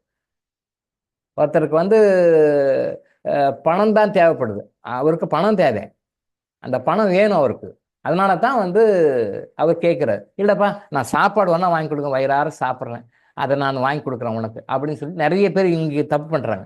நான் சாப்பாடு வாங்கி கொடுக்குறேன் சார், சாப்பாடு வாங்கி கொடுக்குறேன், சாப்பாடு வாங்கி கொடுக்குறேன். அப்படி இல்லை. கர்மான்றது வந்து சாப்பாட்டில் மட்டும் வரல, வாழ்க்கையில் நிறைய பிரச்சனைகளால் வருது, வாழ்க்கையில் நிறைய விஷயங்களால் வருது. அப்போ எந்த விஷயத்தால் ஒருத்தன் வந்து உங்ககிட்ட வந்து நிற்கிறானோ அல்லது உங்கள் முன்னால் கண்ணில் படுறானோ இறைவன் வந்து அவனுக்கு ஹெல்ப் பண்ணுங்க அப்படின்றாரு. அப்போ பசியில் உண்மையிலேயே பசியில் இருக்கிறான் அப்படின்னா அவனுக்கு நீங்கள் சாப்பாடு வாங்கி கொடுங்க. பசி இல்லை, அவன் வேற ஒரு பணப்பிரச்சனையில் இருக்கான், பணப்பிரச்சனை கஷ்டத்தில் இருக்கான், அப்போ அவனுக்கு என்ன பண்ணணும், அவனுக்கு பணத்தை தான் கொடுக்கணும். உங்களால் என்ன முடியுமோ அதை கொடுங்க. நம்ம லைஃப்பில் இந்த மொய் சிஸ்டம்னு கொண்டு வந்தது யார் தெரியுமா? தமிழ்நாட்டில் தான். எப்படி வந்து சிட்டு சிஸ்டத்தை வந்து தமிழன் தான் முதல்ல கண்டுபிடிச்சி கொடுத்தானோ அதே மாதிரி இந்த மொய் ஒரு ஃபங்க்ஷனுக்கு மொய் வைக்கிறது அந்த சிஸ்டத்தை கொண்டு வந்தது வந்து நம்ம தமிழர்கள் தான். ஏன் அந்த மொய்ன்றதை கொண்டு வந்தாங்க? எதுக்காக அந்த மொய்ன்னு கொண்டு வந்தாங்க? ஒரு கல்யாணம், ஒரு நல்ல அலுவலு, எந்த ஒரு வீடு கட்டுறது, இந்த மாதிரி எந்த ஒரு விஷயமாக இருந்தாலுமே அந்த மொய் கொடுக்கறது இந்த கல்ச்சர் என்ன அப்படின்னு சொல்லி சொன்னால், அவங்க வீடு கட்டியிருப்பாங்க, கல்யாணம் பண்ணுவாங்க, மற்ற நல்ல விஷயம் இதை பண்ணுவாங்க. இதுவாக இருந்தாலும் ஒரு 10 பேர் 100 பேர் கூப்பிடுவாங்க, அவங்க சாப்பாடு போடுவாங்க, செய்வாங்க, அந்த ஒரு விஷயம் நடக்கும். அப்போ அது பணப்பற்றாக்குறைன்றது அவங்களுக்கு வரலாம். தமிழன் வந்து எந்த அளவுக்கு ரொம்ப டீப்பாக ஒரு மனிதாபிமான தன்மையோடு சிந்திச்சிருக்கான் பாருங்க. அவன் பண கஷ்டம் பண பிரச்சனை வரலாம். அதனால் வரும்பொழுது அப்போ நம்மளால என்ன ஒரு கான்ட்ரிபியூஷன் கொடுக்க முடியும்? பலன் எதிர்பார்த்து கிடையாது, அவன் திருப்பி கொடுப்பான்னு கிடையாது, அவன் திருப்பி கொடுப்பான் அப்படின்னு கிடையாது. அது நடக்குது, பட் அது தப்பு. அது அப்போ அந்த மொய்ன்றது வந்து ஒரு கல்யாணம் நடக்குது, நிறைய செலவுகள் இருக்கும், முன்ன பின்ன செலவுகள் இருக்கும். அப்போது அந்த கல்யாணத்துக்கு போயிட்டு அந்த மணமக்கள் நம்ம ப்ளஸ் பண்ணிட்டு வரோம், நல்லா இருங்க அப்படின்னு சொல்லிட்டு ப்ளஸ் பண்ணிட்டு வரோம். அந்த ப்ளஸ்ஸிங்காக தான் அந்த ஃபங்க்ஷன் நடத்துகிறாங்க. என்ன அவங்க வீட்டில் பண்ணிட்டு போயிடலாங்க. அந்த ஆசீர்வாதத்துக்கு ஒரு பலன் இருக்குது. அந்த ஆசீர்வாதம் அவங்களுடைய கர்மாவை மாற்றும். மனமார்ந்த ஆசீர்வாதம் இருந்தால் அவங்களுடைய கர்மாவை மாற்றும். அதுக்காக தான் நம்ம கடன் உடம்பட்டாவது வெளில இருந்து பணத்தை வாங்கியாவது கல்யாணம் பண்ணுறோம், கடன் உடம் வாங்கியாவது கல்யாணம் பண்ணுறோம். அப்போது நாம் போயிட்டு மொய் கொடுக்குறோம். அந்த பொய் உங்களை மாதிரி ஒரு 100 பேர் 1000 பேர் பணம் கொடுப்போம், ஒரு லம்சம் அமௌண்ட்டாக வரும். அந்த அமௌண்ட்டு வந்து அவங்களுக்கு அந்த ஃபங்க்ஷன் நல்லா நடத்துறதுக்கும் அதனால் ஏற்பட்ட செலவுகளுக்கும் யூஸ்ஃபுல்லாக இருக்கும். அதனால தான் நம்ம நம்ம நம்ம தமிழ் பாரம்பரியத்தில் அந்த மொய்ன்ற சிஸ்டத்தை வந்து கொண்டு வந்தாங்க. அந்த மொய் வைக்கிறது வந்து இன்னைக்கு கொஞ்சம் தவறாக பயன்படுத்தப்படுகிறது. நான் உனக்கு இவ்வளோ கொடுத்தனா நீ எனக்கு இவ்வளோ மொய் வைக்கணும் அப்படின்னு எதிர்பார்க்க, அதை வட்டி இல்லாத கடனாக கொடுக்கப்படுகிறது. இப்போ நான் உனக்கு பண்ணிடுறேன், நீ திருப்பி செய்யணும், வட்டி இல்லாத கடனாக கொடுக்கப்படுகிறது. அது தவறு, அப்படி கிடையாது, எதிர்பார்க்கக்கூடாது, கொடுத்துடணும். ஏசு சொல்லிக்கிறா இல்லையா, கடன் கொடுங்க ஆனால் திருப்பி கொடுப்பான்னு எதிர்பார்க்காதீங்க. கடனை கொடுங்க, ஆனால் திருப்பி கொடுப்பான்னு எதிர்பார்க்காதீங்க. பைபிள் கொட்டேஷன் இது. இது விமர்சனம் பண்ணோன்னா பல விதம் பண்ணலாம். பட் இறைவனுடைய வார்த்தை, டிவைனுடைய வார்த்தை, கடவுளுடைய வார்த்தை பொய்க்கவே பொய்க்காது. தவறு அது இருக்கவே இருக்காது. அதை உன்னிப்பாக பார்த்தோம்னா நிறைய விஷயங்கள், நமக்கு நல்ல விஷயங்கள் அதில் இருக்குது. அவர் சிம்பிளாக சொல்லிட்டு போயிட்டார். அது அவங்க கர்மாவுக்கு தகுந்த அதை எடுத்துக்குவாங்க. கடனை கொடுங்கள், திருப்பி எதிர்பார்க்காது. அதை பற்றி நம்ம பின்னாடி பேசுவோம். இப்போ இந்த சப்ஜெக்ட்டுக்கு லிங்காக என்ன எடுத்துக்கோன்னா, அப்போ மொய்யை கொடுங்க, அவன் திருப்பி நமக்கு போடுவான்னு எதிர்பார்க்காதீங்க. எனக்கு ஒரே பையன், ஆனால் அவங்க வீட்டில் 4 பேர் இருக்காங்க. 4 பேருக்கு நான் கல்யாணம் பண்ணும்போது 4 தடவை போய் மொய் போடுறேன். ஆனால் அவன் எனக்கு ஒரு தடவை மொய் போடுவான். கேட்குறாங்க, நிறைய பேர் கேட்குறாங்க. சொல்கிறது, சார் நான் வந்து ஒரே பையன் வச்சுருக்கேன் சார், அவங்க வீட்டில் 4 கல்யாணம் சார். அப்போ 4 கல்யாணத்துக்கு நான் போயிட்டு மொய் பண்ணுறேன். அப்போ 1000 ரூபான்னு வச்சுக்கணும், ஒரு எக்ஸாம்பிளுக்காக, அண்டர்ஸ்டாண்டிங்காக. 1000 ரூபாய்னா 4000 ரூபாய் கொடுக்குறேன். ஆனால் அவன் என்ன பண்ணுவான், என் பையன் கல்யாணம் பண்ணும்போது 1000 ரூபாய் தானே சார் கொடுப்பான், அப்போ எனக்கு 3000 வேஸ்ட் ஆகுது அப்படின்னு கேட்குறாங்க. கிளியர் பண்ணியிருக்கேன். அவன் 4 கல்யாணம் பண்ணுறான், அவனுக்கு 4 குழந்தை பிறந்துக்கு, அவன் 4 பண்ணுறான். நீ ஒரு பையனை பெற்றிருக்க, அதுக்காக நீ பண்ண போற. ஆனால் அதுக்காக வந்து நீ என்ன பண்ணோம், அவன் உனக்கு கொடுத்தா அவன் இவனே எதிர்பார்க்கறான். 4 கல்யாணம் பண்ண 4000 பண்ணுங்க, எனக்கு ஒரே கல்யாணம் பண்ணணும்னு எதிர்பார்க்குறான். அது அந்த கான்செப்ட் வந்து தப்பாக புரிஞ்சுக்கிறாங்க. அவ்வளோ அந்த கான்செப்ட் தப்பாக புரிஞ்சுக்கிறாங்க. அப்போது ஒரு திருமண வீட்டில் போயிட்டு நம்ம ஒரு மொய்யை கொடுத்துட்டு வரும் பொழுது ஆசீர்வாதத்தோட நம்ம கொடுக்குற ஹெல்ப் வந்து புண்ணிய கர்மமாக நமக்கு திரும்பவும் வருதும். நம்ம பல வகையில் திருப்பி வரும். இப்போ வந்து பொண்ணு இருக்காங்க, பையன் இருக்காங்க, கல்யாணம் ஆகலை, இல்லை பொண்ணு வேணும். மெயினாக வந்து மாப்பிள்ளைங்களோட பொண்ணுங்க தான் ரொம்ப முக்கியம் இல்லையா? வயசில் பொண்ணு இருக்குது, கல்யாணம் பண்ணணும், பணம் வந்து செலவு பண்ணுறதுக்கு வசதி இல்லை அப்படின்னு சொல்லும்பொழுது அதுக்கும் சித்தர்கள் மருந்துகளை கொடுத்துருக்காங்க. அந்த மூலிகைகளை வந்து சம்மந்தப்பட்ட அப்பாவும் சம்மந்தப்பட்ட அம்மாவும் அந்த பொண்ணும் தொடர்ந்து டெய்லி ஒரு நாளைக்கு ஒரு டோஸ் இந்த கர்மா கிளியரிங் மெடிசன்ஸ் எடுத்துகிட்டு வந்தாங்கன்னா ஏதாவது ஒரு வகையில் பணம் சேர்த்து நல்லபடியாக மேரேஜ் முடியும். இதுவும் நான் நிறைய பேர் கொடுத்துருக்கோம். சித்தர்கள் வந்து டச் பண்ண சப்ஜெக்ட் எதுவுமே கிடையாது. வாழ்க்கையில் எல்லா பிரச்சனைகளுக்கும் தீர்வுகள் சொல்லியிருக்காங்க. எல்லாமே மூலிகைகள் இருக்குது. இதுக்கு தீர்வு இருக்குது, இதுக்கு தீர்வு இல்லை அப்படிலாம் கிடையாது. நான் நிறைய பேர் கொடுத்துருக்கோம். அது யார் சாப்பிடணும்னா, பொண்ணை பெற்ற அப்பா சாப்பிடணும், பொண்ணை பெற்ற அம்மாவும் சாப்பிடணும். மெயினாக பொண்ணை பெற்ற அப்பாவும் பொண்ணை பெற்ற அம்மாவும் சாப்பிடணும். அது எப்படி டாக்டர் கேட்பாங்க நிறைய பேர். இறைவன் அப்படி தான் வச்சிருக்கான், அப்பா மூலமாக அம்மா மூலமாக அந்த குழந்தை இருக்குது, அதனால் அவங்களும் சாப்பிடணும். அப்போது பொண்ணை பெற்ற அப்பாவும் சாப்பிடணும், பொண்ணை பெற்ற அம்மாவும் சாப்பிடணும், அந்த பொண்ணும் சாப்பிடணும். டெய்லி ஒரு நாளைக்கு ஒரு டோஸ் காலையில் எழுந்தோடனே எம்டி ஸ்டமக்கில் ஒரு 2 டம்ளர் தண்ணி குடிச்சு இந்த கர்மா கிளியரிங் பில்ஸ் போட்டுட்டு வந்தாங்கன்னா பெரும்பாலும் நிறைய பேருக்கு மேரேஜ் ஆயிருக்கு. எதிர்பார்க்கவே இல்லை சார், பணமே இல்லை சார், எப்படி வரும், எந்த மாதிரி வரும்னு தெரியல சார், மிராக்கிளாக சொல்லுவாங்க சார். அது கடவுள் போட்ட முடிச்சு, கடவுள் அது இப்போ தான் பண்ண வைக்கிறார். ஒரு குழந்தைய பறக்க வச்சாருன்னா அவர் கல்யாணம் பண்ண வேண்டியது அவருடைய கடமை. நீங்கள் எப்படி நினைக்கிறீங்க, சார் என் பொண்ணு இப்படி இருக்குது, என் பையன் இப்படி கல்யாணம் பண்ணணும் சார் அப்படின்னு நீங்கள் நினைக்கிறீங்க. அது உங்கள் கடமையை நீங்கள் நினைக்கிறீங்க. அப்போ அதுக்காக என்னென்ன பண்ணணுமோ ட்ரை பண்ணுறீங்க. ஃபெயிலியர் ஆகுறீங்க, வேறு சமாச்சாரம், பட் ட்ரை பண்ணுறீங்களா இல்லையா? அதே மாதிரி ஒரு கடவுள் வந்து உங்களை படைச்சிருக்காரு அப்படின்னு சொன்னால் ஒரு மனிதன் எப்போ முழுமையடைகிறான்? நான் ஏற்கனவே சொல்லியிருக்கேன், ஒரு ஆண் தந்தையாகும் பொழுது அவனுடைய படைப்பின் நோக்கம் முழுமை பெறுகிறது. ஒரு பெண் தாயாகும் பொழுது அந்த படைப்பினுடைய நோக்கம் முழுமை பெறுகிறது. சரியா? இதை மைண்டில் வச்சுக்கோங்க. ஒரு ஆண் தந்தையாகும் பொழுது, எப்போ தந்தையே அப்படின்னு ஆகிறானோ அவனுடைய படைப்பினுடைய நோக்கம் முழுமை பெறுகிறது, இறைவனுடைய நோக்கம். ஒரு பெண் எப்பொழுது தாயாக இருக்கிறாளோ, ஒரு குழந்தையை பெற்றெடுத்து தாயாக மாறுகிறாளோ அப்போ தான் அந்த கர்மிக் பேலன்ஸ் வந்து கரெக்ட் ஆகுது இறைவனுடைய படைப்பில். அப்போது ஒரு ஆண் தந்தையாகணும் அப்படின்னாலும் ஒரு பெண் தாயாகணும் அப்படின்னாலும் மேரேஜ் நடக்கணும் இல்லையா? அப்போ மேரேஜ் நடத்தி வைக்க வேண்டியது கடவுளுடைய பொறுப்பு தானே இல்லையா? அப்போது மேரேஜ் நடக்கிறது கடவுளுடைய பொறுப்பு. ஆனால் நடக்கலை. அப்போ நாம் வந்து எப்படி என் பொண்ணு கல்யாணம் நடக்கலை, என் பையனுக்கு கல்யாணம் நடக்கலை அப்படின்னு நம்ம ஃபீல் பண்ணுறி என்னெல்லாம் முயற்சி பண்ணுறோமோ அதே மாதிரி தான் அவரும் பண்ணுவார். பட் நீங்கள் ஃபிசிக்கலாக நீங்கள் டென்ஷன் ஆகி ஒரி ஆகி போட்டுக்கிட்டு அங்கே கோயிலுக்கு போகலாமா, இந்த குளத்துக்கு போகலாமா, அங்கே போகலாமா, இங்கே சுற்றிட்டு இருக்கீங்க. அதே மாதிரி கடவுளும் உங்களுக்கு கல்யாணம் பண்ண வேண்டிய டியூட்டி கடமை அவருக்கு இருக்குது. ஆனால் அவர் சைலண்ட்டாக எக்ஸிக்யூட் பண்ணுறாரு, நீங்கள் வந்து ஃபிசிக்கலாக அங்கே எக்ஸிக்யூட் ஆகிட்டு வரீங்க. அவ்வளோ. அப்போ அதுக்கு உண்டான விஷயங்கள் தடைகளை போக்குவரத்து வழிகளும் காட்டுவார். உங்கள் பொண்ணு கல்யாணம் ஆகலையா, அதுக்கு என்ன காரணம், சரி பண்ணிக்கோங்க, அது உங்களுடைய கர்மாவனால. உங்கள் பையனுக்கு கல்யாணம் ஆகலையா, அதை சரி பண்ணிங்க, அந்த வழி சொல்கிறார். அந்த வழியை நான் ஃபாலோ பண்ணால் மேரேஜ் ஆகிடும். நம்ம அந்த கர்மா கிளியரிங் மெடிசன் யார் கொடுக்கும்? சார் வயசு ஆயிடுச்சு பொண்ணுக்கு, இன்னும் கல்யாணம் ஆகலை, மேரேஜ் அலைன்ஸ் அமையலை அப்படின்னு சொல்லும்போது அந்த சம்மந்தப்பட்ட அப்பாவும் சம்மந்தப்பட்ட அம்மாவும் சம்மந்தப்பட்ட பொண்ணும் டெய்லி ஒரு நாளைக்கு ஒரு டோஸ் எடுத்தால் போதும். ஒரு டோஸில் சில கேஸில் 2 அது மெடிடேஷன் எப்படி வருதோ அது மாதிரி சொல்லி கொடுப்போம். அது சாப்பிட்டோம்னா கண்டிப்பாக நீங்கள் நினச்சே பார்க்க மாட்டாங்க, ஏதோ ஒரு வகையில் அவங்களுக்கு மேரேஜ் ஆகும். நல்லபடியாக முடியும், நல்லபடியாக மேரேஜ் நடக்கும். அவங்க எதிர்பார்த்தே இருக்க மாட்டாங்க. நம்ம நிறைய நடந்திருக்கு. எது செய்யுது அப்படின்னு சொன்னால் தர்மம் தான். இதுக்கு காரணம் வந்து தர்மம் தான். அப்போ தர்மத்தை ஏதாவது வகையில் செய்ய வைக்கும், உங்களே அறியாமல் செய்ய வைக்கும். இல்லை நீங்கள் செஞ்ச தர்மத்தில் பெண்டிங் ஏதாவது இருந்ததுன்னா அதெல்லாம் இழுத்து போட்டு கொண்டு வந்து கொடுக்கும். ஸோ தர்மம் வந்து கண்டிப்பாக கை கொடுக்கும். உங்கள் வாழ்க்கையில் எல்லா விஷயங்களுக்கும் இதுக்கு தான் அதுக்கு தான் எல்லா விஷயங்களுக்குமே தர்மம் கண்டிப்பாக கை கொடுக்கும். ஆனால் எப்படி கை கொடுக்கும் உங்களுக்கு தெரியல. ஆனால் தான் நீங்கள் தர்மம் செய்யறதுக்கு யோசனை பண்ணுறீங்க. இதுக்கு போய் எப்படி எதுக்கு செலவு பண்ணணும், இதுக்கு போய் ஏன் செலவு பண்ணணும், ஏன் போய் தர்மத்துக்கு செலவு பண்ணணும், எதுக்காக போய் தர்மம் பண்ணணும்.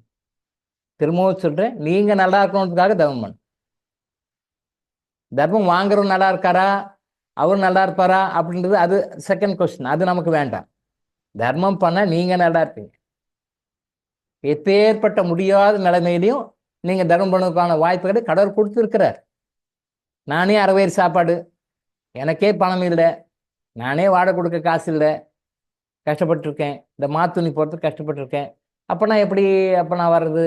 அப்போது கொஞ்சம் யோசனை பண்ணி பார்க்கணும். அப்போ தர்மம் பண்ணுவதற்கு ஏதோ ஒரு வழியை கடவுள் கொடுத்துருப்பாரு. என்ன வழி கொடுத்துருக்காருன்னு கொஞ்சம் நீங்கள் தெரிஞ்சுக்கணும். அவ்வளோதான் விஷயம். என்ன வழி கொடுத்துருக்காரு. நானே 6 வயிறு சாப்பாடு சார், ஒரு நாளைக்கு ஒரு வேளை தான் சாப்பிட்றேன், சாப்பாடு சாப்பிட்றதுக்கு காசு இல்லை, ஏதோ வந்தால் உண்டு இல்லைன்னா இல்லை, நானே கஷ்டப்படும்போது எப்படி?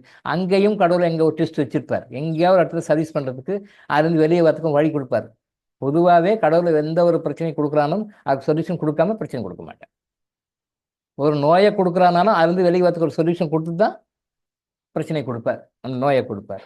நாம் வந்து வெளியே வரலன்னு சொல்லிட்டு என்ன வர்றதுன்னு தெரியாமல் முடிச்சுட்டு இருக்கோம். எந்த வழியாக போனோமோ அந்த டோரை வந்து பார்க்கறது இல்லை. மற்ற சைடு பார்த்து எல்லாம் பிளாக் ஆகிருக்குன்றோம். கடவுள் வந்து உங்களுக்கு எந்த வழியை க்ளோஸ் பண்ணாலும் இன்னொரு வழி ஓப்பன் பண்ணிட்டு தான் க்ளோஸ் பண்ணுவார். இதை வந்து மைண்டில் புரிஞ்சுக்கோங்க. யார் எதை சொன்னாலும் பயப்படாதீங்க. உங்களுக்கு எல்லா வழியும் க்ளோஸ் ஆகிடுச்சு, எல்லாமே டோட்டலாக டம்ப்பு சார், எல்லாமே மூடி போய் இருக்குது, நான் வெளியே வரத்துக்கு வழியே இல்லை சார் அப்படின்னு எல்லாரும் சொல்கிறீங்க. பிஸ்னஸில் லாஸ் ஆனவங்க நிறைய பேர் சொல்லுவாங்க, சார் எல்லாம் இருந்து போச்சு சார், எல்லாம் முடிஞ்சு போச்சு சார், எதுவுமே இல்லை சார், வாழ்க்கையில் வந்து கண்ணுக்கு தெரிஞ்சு எந்த ஹோப்பும் இல்லை, நோ ஹோப் அட் ஆல், வெளியே வரத்துக்கு வாய்ப்பே இல்லை சார், எல்லாமே இருந்து போச்சு, எல்லாமே மூடி போச்சு, எல்லாமே க்ளோஸ் ஆகி போச்சு, சர்வைவலுக்கே கஷ்டம், அடுத்த வேலை சாப்பாட்டுக்கே கஷ்டம், வீட்டுக்கு வாடகை கொடுக்கவே கஷ்டம், 3 மாதம் வாடகை பாக்கி, ஓனர் தொத்துறான், ஃபோன் பண்ணுறான், எடுக்க முடியல, பதில் சொல்ல முடியல, வீட்டை காலி பண்ணுன்றான்.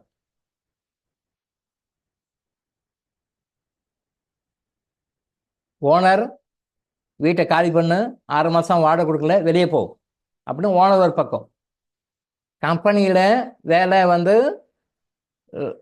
எடுத்துட்டான், அவன் கொடுக்க வேண்டிய பென்ஷன் அதர் பெர்க்ஸ் மற்றதும் அவனும் கொடுக்கல, அது லிட்டிகேஷன் இருக்குது. கம்பெனியில் வேலை இல்லை, வருமானம் இல்லை, வீட்டுக்காரன் தொத்துறான், வாடகை கொடுக்கணும், தூக்கி வெளியே போன்றான்.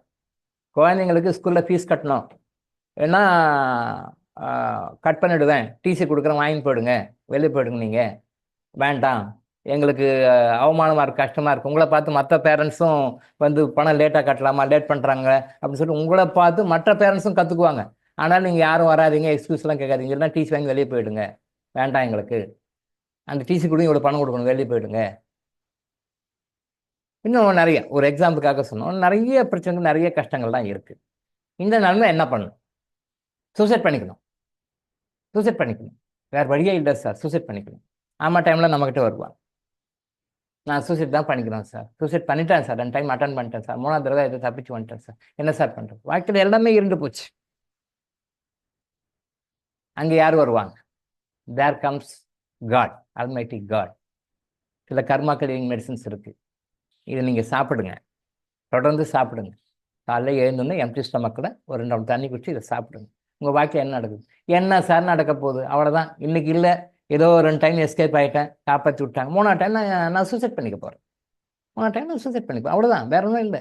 ஒன்றும் நம்பிக்கையெல்லாம் இல்லை சார், ஏதோ சொன்னாங்க, நானும் வந்துட்டு அவங்கக்கிட்ட, எனக்கு ஒன்றும் நம்பிக்கை, எங்கிட்ட ஓப்பனாக சொல்லுவேன், சார் எனக்கு நீங்கள் கொடுக்குற மருந்து நீங்கள் வந்து என்னை காப்பாற்றும், எனக்கு வழி பண்ணும், காட்டி கொடுக்கும், கோடிக்கணக்கில் கடன், எப்படி கொடுக்குன்னு தெரியாது, கோடிக்கணக்கில் கடன், பணத்தை எப்படி கொடுக்குன்னு தெரியல, எல்லா வழியும் நின்று போச்சு, வாடகை கொடுக்கல, பையனுக்கு ஃபீஸ் கட்டல, மற்ற பிடுங்கள்லாம் நிறையா இருக்குது, என்னமோ நானும் 2 டைம் சூசைட் பண்ண அட்டன் பண்ணிட்டேன், என்னாலையும் முடியல, ஏதோ காப்பாற்றி கொண்டுட்டாங்க. ஏதோ டாக்டர் இளங்க விட்டு போனால் அவர் காப்பாற்றிடுவார், அவர் பண்ணி வழி கொடுப்பான்னு சொல்லிட்டு கொண்டுட்டாங்க. எனக்கு ஒன்றும் நம்பிக்கை இல்லை டாக்டர். அப்படியா, நம்பிக்கை இல்லையா? சரி, ஓகே, நம்ப வேண்டாம். சரி, இது ஒரு ஒரு 10 நாளைக்கு சாப்பிடுங்களேன். 10 நாளைக்கு இருப்பேன், என்ன கஷ்டம், சாப்பிடுங்களேன். ரைட், ஒரு நாளைக்கு எவ்வளோ மாத்திரை சாப்பிடும்? 3 மாத்திரை தான் சாப்பிடும், ரொம்பலாம் கிடையாது. ஒன்லி த்ரீ பில்ஸ், சும்மா குட்டி குட்டியா 3 மாத்திரை. காலைல 7, எம்டி ஸ்டமக் 2 தண்ணி குடி, 3 மாத்திரை சாப்பிட்டு போதும். உனக்கு விருப்பம் இருந்து தேவைன்னா இன்னொரு டோஸ் கூட எடுத்துக்க, போதும், அது போதும். ஒரு 10-15 டேஸ் கழிச்சு வந்து சொல்லுங்க, நான் உயிரோடு வந்தால் வரேன் சார். என்ன சொல்லிட்டு போகிறா போகும்போது, நான் உயிரோடு இருந்தேன்னா வரேன். ஏன்னா அவருக்கே நம்பிக்கை இல்லை, நான் திருப்பியும் என்னையும் கட்டுப்படுத்த முடியாமல் ஒரு சரி நான் சூசைட் பண்ணிக்குவேன்னு போகும்போது சொல்லிட்டு போகிறேன், டாக்டர் நான் உயிரோடு இருந்தேன்னா வரேன் சார். ஓ சரி, போயிட்டு வாங்க. அடுத்த ஒரு 15 டேஸ் கழிச்சு ஃபோன் பண்ணுறாரு, சார் உங்களுக்கு அப்பாயின்மெண்ட் வேணும் சார், உங்களுக்கு நேரில் பேசணும் சார். அப்பாயின்மெண்ட் கொடுக்க முடியல, அடுத்து ஒரு 10 டேஸ் கழிச்சு தான் கொடுக்க முடியுது. 15 டேஸில் அவர் கேட்குறாரு, பட் நான் கிட்டத்தட்ட ஒரு 1 மந்த் கழிச்சு தான் அப்பாயின்மெண்ட் கொடுக்க முடியுது. அப்போ தான் வராரு, 1 மந்த் கழிச்சு வராரு. வந்து டப்புன்னு காலில் விழுந்துட்டேன். நான் எதிர்பார்க்காத விஷயம், காலில் விழணும்னு யாருக்கும் காலில் விழவும் வேண்டான்னு சொல்லுவேன், எதிர்பார்க்குறேன். சரி, என்ன விஷயம் சொல்லுங்க சார். இப்போ எனக்கு நம்பிக்கை வந்துடுச்சு சார், எனக்கு நம்பிக்கை வந்துடுச்சு சார், நான் வந்துடுவேன் சார், நான் ஜெயிச்சிருவேன் சார், நான் எப்படியாவது அத்தனை கோடி கடன் தீட்டுருவேன் சார். என்ன சார், எனக்கு 25 crores லாஸ், அவ்வளோதானே சார். அந்த வார்த்தை பாருங்க, நான் வந்து திருப்பியும் வரமாட்டேன் சார், திருப்பி வரத்துக்கு வாய்ப்பே இல்லை, ஏதோ சொல்கிறீங்க, உயிரோடு இருந்தால் வரேன்னு சொல்லிட்டு போனவர் அடுத்த 15 டேஸ் கழிச்சு அப்பாயின்மெண்ட் கேட்குறாரு, என்னால் கொடுக்க முடியல. நெக்ஸ்ட் அடுத்த ஒரு நியர்லி 1 மந்த் கழிச்சு தான் வராரு. வரும்போது டப்புன்னு கார்டு விடுறாரு, சார் எனக்கு நம்பிக்கை வந்துச்சு சார், நான் வந்துடுவேன் சார். என்ன சார், ஆஃப்டர் 25 crores தானே, எப்படி மாறிட்டார் பாருங்க, ஒரு 25 டேஸ் 30 டேஸில் எப்படி மாறிட்டார் பாருங்க. ஆஃப்டர் 25 crores தானே சார், பார்த்துக்கலாம் சார், வந்துடுவேன் சார், நான் வந்துடுவேன் சார், ஜெயிச்சு வந்துடுவேன் சார். கர்மா எனர்ஜி ஃபீலிங்ஸ் சொன்னால் கொஞ்சம் கொடுங்க சார். ஜஸ்ட் கொடுத்தோம், அதுக்கு பிறகு போனோம். அடுத்த ஒரு 2-3 இயர்ஸில் டோட்டலாக எல்லா கடன் தீர்த்தார், ஒரு பைசா கடன் கிடையாது. அப் டு 2-3 இயர்ஸ் 3 இயர்ஸ் டோட்டலாக முடிச்சிட்டார். 4th இயரில் அவர் சொல்கிறாரு, சார் இப்போ என்கிட்ட பேலன்ஸ் இருக்குது. எவ்வளோ பேலன்ஸ் இருக்குது தெரியுமா டாக்டர் உங்களுக்கு? நான் கிளையர்வான்ஸ் போய் பார்த்தா எனக்கு தெரியும், கிளையர்வான்ஸ் நான் போகல, நீங்களே சொல்லிவிடுங்க அப்படின்னு. சார் இப்போ வந்து என்கிட்ட 10 crores இருக்குது பாருங்க, ஒரு 3-4 இயர்ஸில் கடனெல்லாம் தீர்த்துட்டாரு. இப்போ 10 crores இருக்குது சார், இப்போ என்கிட்ட பேங்க்கில் 10 crores இருக்குது சார், நான் வந்துட்டேன் சார் அப்படின்னா. இதுதான் வாழ்க்கையில் நடக்கும் எல்லாருக்குமே. ஸோ யாருமே மனம் சோர்ந்து போக வேண்டாம், லைஃப்பில் இது முடிஞ்சு போச்சுன்னு போக வேண்டாம். வாழ்க்கையில் கடவுள் எல்லாருக்குமே ஒரு சொல்யூஷன் கொடுக்குறாரு. அப்போ இவர்கிட்ட வந்து கொடுக்கறதுக்கு பணம் இல்லை. அப்போ நான் சொன்னேன், ஞான தானம் தான் சொன்னேன், இந்த கர்மா எனர்ஜி ஹீலிங்னு ஒன்று இருக்குது, இதை பற்றி மக்கள்கிட்ட சொல்லுங்க. உங்கள் கையில் காசு இல்லை, சொல்லுங்க. இவர் என்ன பண்ணிக்கிறாரு, இவரே ஒரு நோட்டீஸ் போட்டிருக்காரு, எனக்கு தெரியல. இவரே ஒரு நோட்டீஸ் போட்டு காலையில் வீட்டில் 6 வயது சாப்பாடு தான் சாப்பிட்டு, நான் எல்லா இடத்துக்கும் போய் பப்ளிக்கில் போய் நோட்டீஸ் இஷ்யூ பண்ணேன் சார். இவரே நோட்டீஸ் போட்டிருக்காரு, 500 ரூபாயோ என்னமோ ஆச்சுன்னு சொல்லி சொன்னார்.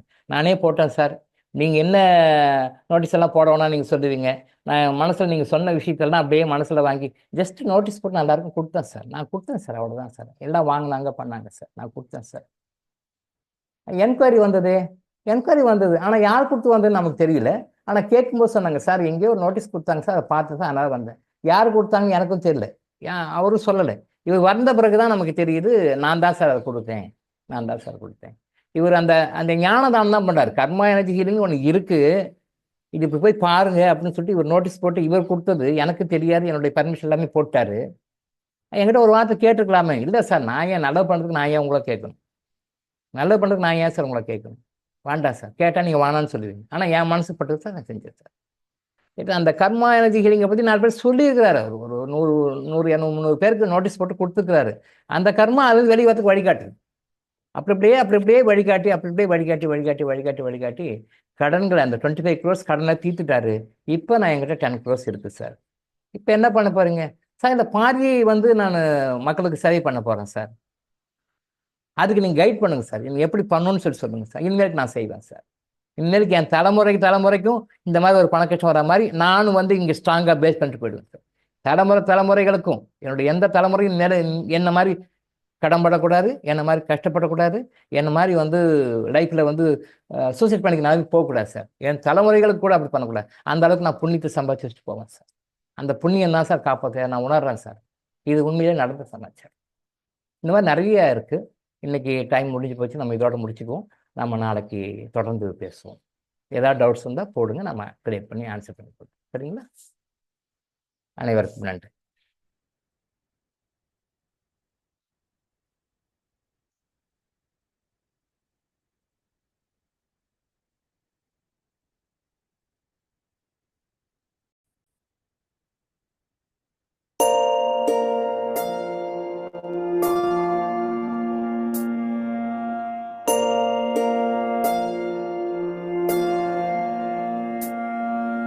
கருவாக்கி உருவாக்கி எனையாண்டு காத்தருளும் இறைவா நன்றி.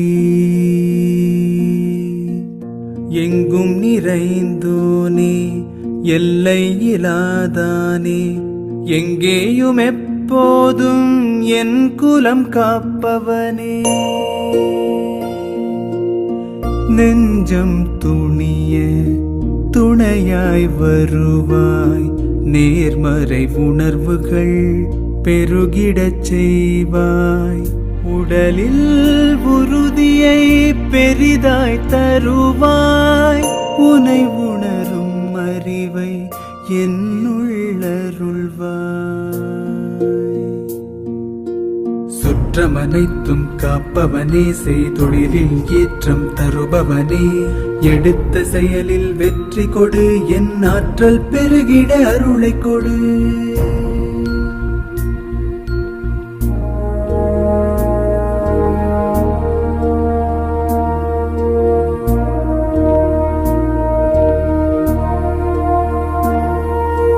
கருவாக்கி உருவாக்கி எனையாண்டு காத்தருளும் இறைவா நன்றி. வல்லமை தந்து நீ வளர்ச்சி கொடு, அகத்திலும் புறத்திலும் மலர்ச்சி கொடு. வளர்ச்சி கொடு, மலர்ச்சி கொடு, வளர்ச்சி கொடு, மலர்ச்சி கொடு.